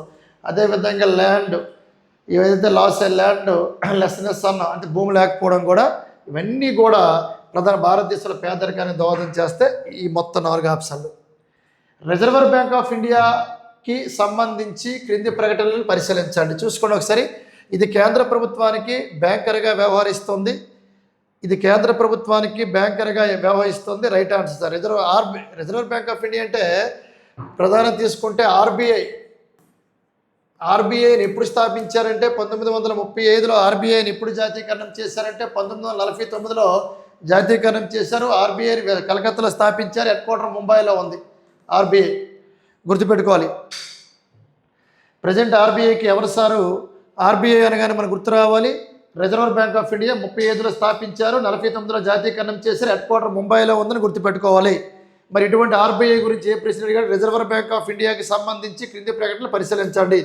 ఇది కేంద్ర ప్రభుత్వానికి బ్యాంకర్గా వ్యవహరిస్తుంది. Right answer. ఇది ద్రవ్య విధానాన్ని రూపొందిస్తూ మరియు అమలు చేస్తుంది, డబ్బులు అమలు చేయడం జరుగుతుంది. Right answer. ఇది అంతర్జాతీయ ద్రవ్య నిధికి సంబంధించి ప్రభుత్వానికి ప్రతినిధిగా వ్యవహరిస్తుంది. Right answer. ఇది భారత ప్రభుత్వ రుణ కార్యక్రమాలు నిర్వహిస్తుంది. అంటే ఆల్ ఆఫ్ ది అబవ్ అన్నీ కూడా రైట్. ఎందుకంటే ఆర్బీఐ అనేది చాలా పెద్ద బ్యాంక్, గుర్తుపెట్టుకోవాలి. ఇచ్చే స్టేట్మెంట్లన్నీ పాజిటివ్ స్టేట్మెంట్లు ఇచ్చాడు. భారత ప్రభుత్వ రుణ కార్యక్రమాన్ని కూడా నిర్వహిస్తుంది కాబట్టి వెరీ వెరీ ఇంపార్టెంట్. ఇవన్నీ కూడా రైట్ ఆన్సర్గా పరిగణించాలి. నెక్స్ట్, ఆర్థిక వ్యవస్థల్లో వివిధ రంగాలను మరియు వాటి కార్యకలాపాలను జతపరచండి. జాబితా 1, జాబితా 2 ఇచ్చాడు. ప్రాథమిక రంగం ఒకటి ఇచ్చాడు, వ్యవసాయము. ద్వితీయ రంగం అనేది పరిశ్రమలు, తృతీయ రంగం అనేది సేవలు, విదేశీ రంగం అని ఇచ్చాడు. మరి ఆర్థిక వ్యవస్థలో వివిధ రంగాలను మరియు వాటి కార్యకలాపాలను జతపరచండి అన్నాడు. గుర్తుపెట్టుకోండి, ప్రాథమిక రంగం అంటే వ్యవసాయము. ప్రాథమిక రంగం అంటే వ్యవసాయం కాబట్టి ఏది సార్? ఐటీ బ్యాంకింగ్ వస్తుందా, లేకపోతే ఎగుమతులు మరియు దిగుమతుల ద్వారా వాణిజ్యమా, లేదా ప్రకృతి సిద్ధ లభించే వనరులు? ఎందుకంటే వ్యవసాయం అన్నాం కాబట్టి ప్రకృతి సిద్ధంగా లభించే వనరులను ఉపయోగించే వస్తువులు ఏవైతే అగ్రికల్చర్ పంటల గురించి చెప్తుందో అగ్రికల్చర్ కాబట్టి 3కి లింక్ చేయాలి సార్. నెక్స్ట్ వన్ తీసుకోండి. ద్వితీయ రంగం అంటే పరిశ్రమలు అంటే ప్రధానంగా మన అందరికీ తెలిసిందే, ప్రాథమిక రంగంకి అందించే ముడి పదార్థాలకు ఉపయోగించే యంత్రాల ద్వారా అంతిమ వస్తువులు తయారవుతాయి. పరిశ్రమలు అనగానే గుర్తుపెట్టుకోవాలి. బీకి 4. తృతీయ రంగం అంటే సేవలు అంటే తీసుకోవాలి. ఐటీ, బ్యాంకింగ్, బీమా ఏవైతే ఉన్నాయో ఇవి సేవలు. అదేవిధంగా విదేశీ రంగం అనగానే గుర్తు రావాలి. ఎగుమతులు మరియు దిగుమతులు, ఎక్స్పోర్ట్స్ ఇంపోర్ట్స్ చేస్తాము, వాళ్ళ విదేశాల నుంచి విదేశ మార్గద్రవ్యం. ఇవి మ్యాచ్ ద ఫాలోయింగ్ ఈజీగా చేయొచ్చు. కాబట్టి ఏకి 3 ఎక్కడ ఉంది సార్? ఎక్కడ ఉంది అండ్ ఎక్కడ ఉంది? తర్వాతది ద్వితీయ రంగం బీకి 4 ఎక్కడ ఉంది? బీకి 4 ఎక్కడా లేదు. బీకి 3 ఉంది, బీకి 1 ఉంది, బీకి 3 ఉంది. రైట్ ఆన్సర్ ఆప్షన్ ఏ అని గుర్తుపెట్టుకోవాలి. ఇది చదివే విధానం సార్. సికి 1 ఈ విధంగా ఒకటి దొరికితే మ్యాక్స్ అన్ని పెట్టవచ్చు. ఎందుకంటే బీకి 3, బీకి 4 ద్వితీయ రంగం పరిశ్రమలు కాబట్టి బీకి 4 ఇదండి. యాంత్రిక పరిశ్రమ ప్రాథమిక రంగం అందించే ముడి పదార్థాలు యంత్రాల ద్వారా లభిస్తాయి. ఆ 4 ఎక్కడ బీకి లేదు, అలా గుర్తుపెట్టుకోవాలి. నెక్స్ట్ ప్రశ్న చూడండి. స్వతంత్ర అనంతరం భారత పారిశ్రామిక రంగం ప్రయాణించిన వృద్ధి దశలను వాటి లక్షణాల ఆధారంగా సరైన క్రమంలో అమర్చండి అన్నాడు. స్వతంత్ర అనంతరం భారత పారిశ్రామిక రంగం ప్రయాణించిన వృద్ధి దశలను వాటి లక్షణాల ఆధారంగా సరైన క్రమంలో అమర్చండి. చూడండి, ఇక్కడ అమర్చండి అన్నాడు కాబట్టి ఆప్షన్ ఏ అధిక వృద్ధి మరియు సరళీకరణ దశ, పారిశ్రామిక కోలుకునే దశ, భారీ పరిశ్రమల స్థాపనతో పటిష్టమైన పారిశ్రామిక పునాది దశ, పారిశ్రామిక క్షీణత మరియు స్తబ్దత దశ.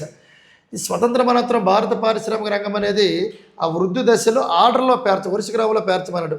ఫస్ట్ ఏంటి సార్ అంటే భారీ పరిశ్రమల స్థాపనతో పటిష్టమైన పారిశ్రామిక పునాది. ఇది ప్రధానంగా ఇది 1 కింద మనం ట్రీట్ చేయాలి కాబట్టి సి అనేది మనకి ఫస్ట్ వస్తుంది. తర్వాతది పారిశ్రామిక క్షీణత మరియు స్తబ్దత దశ, తర్వాత డి వస్తుంది, సెకండ్ డి వస్తుంది. తర్వాతది పారిశ్రామిక కోలుకునే దశ, ఇది బి వస్తుంది. తర్వాతది ఆర్థిక వృద్ధి మరియు సరళీకరణ దశ ఏ వస్తుంది. ఇది ఆర్డర్ సార్. ఆర్డర్ గుర్తుపెట్టుకో. ఫస్ట్ ఏది వస్తుందంటే సి, భారీ పరిశ్రమల స్థాపనతో పటిష్టమైన పారిశ్రామిక పునాది. ఫస్ట్ పునాది పడాలి ఎందుకంటే ఆఫ్టర్ ఇండిపెండెన్స్ తర్వాత. ఇప్పుడు పారిశ్రామిక రంగం ప్రయాణించిన వృద్ధి దశలో ఫస్ట్ పునాది, తర్వాత ఏటవుతుంది, తర్వాత పారిశ్రామిక కోలుకునే దశ. ఇప్పుడు పునాది పడింది ఆటోమేటిక్గా అక్కడ ఏమవుతుందంటే రికవరీ అనేది అవుతుంది కాబట్టి గుర్తుపెట్టారు. తర్వాత ఏంటి సార్ అంటే గుర్తుపెట్టుకోవాలి. తర్వాత మనకి ఫస్ట్ చూడండి, భారత పారిశ్రామిక స్థాపనతో పటిష్టమైన పారిశ్రామిక పునాది దశ సి. తర్వాత పారిశ్రామిక క్షీణత మరియు స్తబ్దత దశ అన్నాడు. ఇది రెండోది వస్తుంది, క్షీణత మరియు స్తబ్దత దశ గుర్తుపెట్టుకోవాలి. తర్వాత ఏంటి వస్తుంది, పారిశ్రామికలు కోలుకునే దశ. తర్వాత సరళీకరణ దశ అంటే అధిక వృద్ధి అనేది చివరిని ఉంటుంది. ఎక్కడ చివరిని అధిక వృద్ధి ఏ ఉంది, ఇక్కడ ఉంది, ఇక్కడ ఉంది, ఇక్కడ ఏ ఉంది. ఇది రాంగ్ ఆన్సర్ డి. అధిక వృద్ధి అనేది రాంగ్ ఆన్సర్. ఫస్ట్ అనేది భారీ పరిశ్రమల స్థాపనతో పటిష్టమైన పారిశ్రామిక పునాది. సి ఎక్కడ ఉంది చూడు, సి ఎక్కడ ఉంది, సి ఇక్కడ లేదు, రాంగ్ ఆన్సర్. రెండు ఎలిమినేట్ అయిపోయినాయి సార్. ఇప్పుడు ఈ రెండు కంపేర్ చేయాలి. ఇక్కడ సి ఉంది, ఇక్కడ ఏముంది, ఇక్కడ సి ఉంది, ఇక్కడ తర్వాత అక్కడ ఏం చేయాలి? జనరల్ తీసుకుంటే పారిశ్రామిక క్షీణత మరియు స్తబ్దత, ఇది రెండవ దశ. ఇక్కడ బి ఉంది, రెండవ దశ ఇది. తర్వాత పారిశ్రామికలు కోలుకునే దశ అంటే ఆప్షన్ ఏ ఇది రైట్ ఆన్సర్. గుర్తుపెట్టుకో, సి డి బి ఏ అనేది రైట్ ఆన్సర్. ఇది ఆర్డర్ సార్. ఆర్డర్ గుర్తుపే ఆధారంగా సరైన క్రమంలో అమర్చడం. నెక్స్ట్, పేదరిక గీతకు దిగువన ఉన్న పేదలకు సబ్సిడీ ధరలకు ఆహార ధాన్యాలను అందించడానికి ఉద్దేశించిన ప్రధాన పథకం పేరేమిటి? డైరెక్ట్ క్వశ్చన్ ఇది. పేదరిక గీతకు దిగువన ఉన్న పేదలకు సబ్సిడీ ధరలకు ఆహార ధాన్యాలు అందించడానికి ఉద్దేశించిన ప్రధాన పథకం పేరేమిటి? జాతీయ గ్రామీణ ఉపాధి హామీ పథకం. తప్పండి. రీసెంట్గా దీన్ని మార్చడం జరిగింది, పేరు కూడా దీని గురించి డీటెయిల్గా చాలా వీడియోలో మాట్లాడాం. తర్వాతది లక్షణ ప్రజా పంపిణీ వ్యవస్థ, ఇది రైట్ సార్. ప్రజా పంపిణీ వ్యవస్థ రైట్. మిగతాది ఏంటి? ప్రధానమంత్రి కిసాన్ సమ్మాన్ తప్పు, ఆయుష్మాన్ భారత్ యోజన తప్పు. గుర్తుపెట్టుకోవాలి, option B is right answer. ఎందుకంటే దిగువన ఉన్న పేదలకు సబ్సిడీ ధరలకు ఆహార ధాన్యాలు అందించాలంటే ప్రజా పంపిణీ వ్యవస్థ అనేది మాత్రమే ఈ ప్రధాన పథకం. ఈ పథకం పేరు ప్రజా పంపిణీ వ్యవస్థ ద్వారా తెలియజేస్తుంది. పేదరిక గీతకు దిగువన ఉన్న పేదలకు సబ్సిడీ ధరలకు ఆహార ధాన్యాలను అందించడానికి ఉద్దేశించిన పథకం పేరేంటి? ప్రజా పంపిణీ వ్యవస్థ. ఇది లక్షిత ప్రజా పంపిణీ వ్యవస్థ. నెక్స్ట్, ప్రధానమంత్రి ఆవాస్ యోజన గ్రామీణ యొక్క 3వ దశ ప్రారంభానికి సంబంధించి క్రింది వాక్యాలను పరిశీలించండి. సరైన వాక్యాలను గుర్తించండి. చూడండి ఒకసారి, సరైన వాక్యాలు గుర్తించమన్నాడు. ఏంటి సార్? ఈ దశ కింద 2029 ఏప్రిల్ నాటికి 1 కోటి ఇళ్లను నిర్మించాలని కేంద్ర ప్రభుత్వం లక్ష్యంగా నిర్ణయించింది. తప్పు. చూసి 1 కోటి ఇళ్ళు 2029లో ఎన్ని? 1 కోటి ఇళ్ళు. ఈ వాక్య స్టేట్మెంట్ అనేది రైటే సార్. ఏ రైటు. తర్వాత, మైదాన ప్రాంతంలో ప్రతి ఇంటి నిర్మాణానికి 1,30,000 మరియు కొండ ప్రాంతంలోని 1,20,000 యూనిట్ సహకారం అందజేశారు. ఇది తప్పు సార్. ఇది బి స్టేట్మెంట్ అనేది తప్పు. ఎందుకంటే ఇక్కడ 1,30,000 అనేది తప్పు, మరియు కొండ ప్రాంతంలో 1,20,000 తప్పు. గుర్తుపెట్టుకోవాలి, స్టేట్మెంట్ అనేది తప్పు. తర్వాత, ఎందుకంటే మైదాన ప్రాంతంలోని కొండ ప్రాంతాలకి మైదానం చాలా వేరియేషన్ ఉంటుంది. ఆ వేరియేషన్ అనేది దగ్గర 1,30,000, 1,20,000 కాదు. స్టేట్మెంట్ తప్పు. గుర్తుపెట్టుకోవాలి. గ్రామీణ మహిళల సాధికారత కోసం ఇల్లు పట్టాలను మహిళల పేరట లేదా ఉమ్మడి యాజమాన్యంలో పంపిణీ చేస్తారు. Right answer. అంటే ఇక్కడ మనకి ఏసీ రైట్ ఆన్సర్. ఎక్కడ ఉంది? తప్పు ఏబిసి. అంటే ఇక్కడ రైట్ ఆన్సర్ ఏదంటే ఏసీ రైట్ ఆన్సర్. గుర్తుపెట్టుకోవాలి, సరైన వాక్యాలను గుర్తించండి. నెక్స్ట్, కేంద్ర బడ్జెట్ 2026-27లోని మూలధన వ్యయం మరియు ఆర్థిక లోటుకు సంబంధించి క్రింది వాక్యాలను పరిశీలించి సరైన వాటిని గుర్తించండి. సరైన వాటిని మళ్ళీ ఇచ్చాడు సార్. ఈ ఆప్షన్ ఏ ఏమి ఇచ్చాడు చూడు. బడ్జెట్ 2026-27లో మౌలిక సదుపాయాల కల్పన కోసం మూలధన వ్యయంగా 11.11 లక్షల కోట్లు కేటాయించారు. ఇది స్థూల దేశీయ ఉత్పత్తిలో 3.4% ఉంది. రైట్. 2026-27 ఆర్థిక సంవత్సరానికి ద్రవ్య లోటు లక్ష్యాన్ని జీడిపి 4.9% అంచనా వేశారు. రైట్ ఆన్సరే సార్. వచ్చే ఆర్థిక సంవత్సరం నాటికి ద్రవ్య లోటు 4.5% కంటే దిగువకు తీసుకురావాలని ప్రభుత్వం లక్ష్యంగా పెట్టుకోయింది. Right answer sir. అంటే ఏబిసి మొత్తం ఎక్కడ ఉన్నాయో స్టేట్మెంట్ అనేది రైట్ ఆన్సర్గా మనం పరిగణించాలి. Option D right answer. ABC సరైన వాటిని గుర్తించండి అంటే 3 కూడా రైట్ ఆన్సర్ని పరిగణించాలి. నెక్స్ట్ చూడండి, ఇక్కడ నెక్స్ట్ ప్రశ్న ఏంటి సార్ అంటే, నెక్స్ట్ ప్రశ్న, ఆర్థిక సర్వే 2025-26 ప్రకారం కేంద్ర ప్రభుత్వం మూలధన వ్యయం మరియు స్థూల దేశీయ ఉత్పత్తికి మధ్య ఉన్న సంబంధానికి క్రింది వాటిలో సరైన వాక్యం గుర్తించండి. సరైన వాక్యం ఏదన్నాడు? ఆర్థిక సర్వే అంచనా ప్రకారం 2025 ఆర్థిక సంవత్సరంలో కేంద్ర ప్రభుత్వం మూలధన వ్యయం స్థూల దేశీయ ఉత్పత్తిలో 3.3%గా నమోదవుతుందని భావిస్తున్నారు. ఎప్పుడు?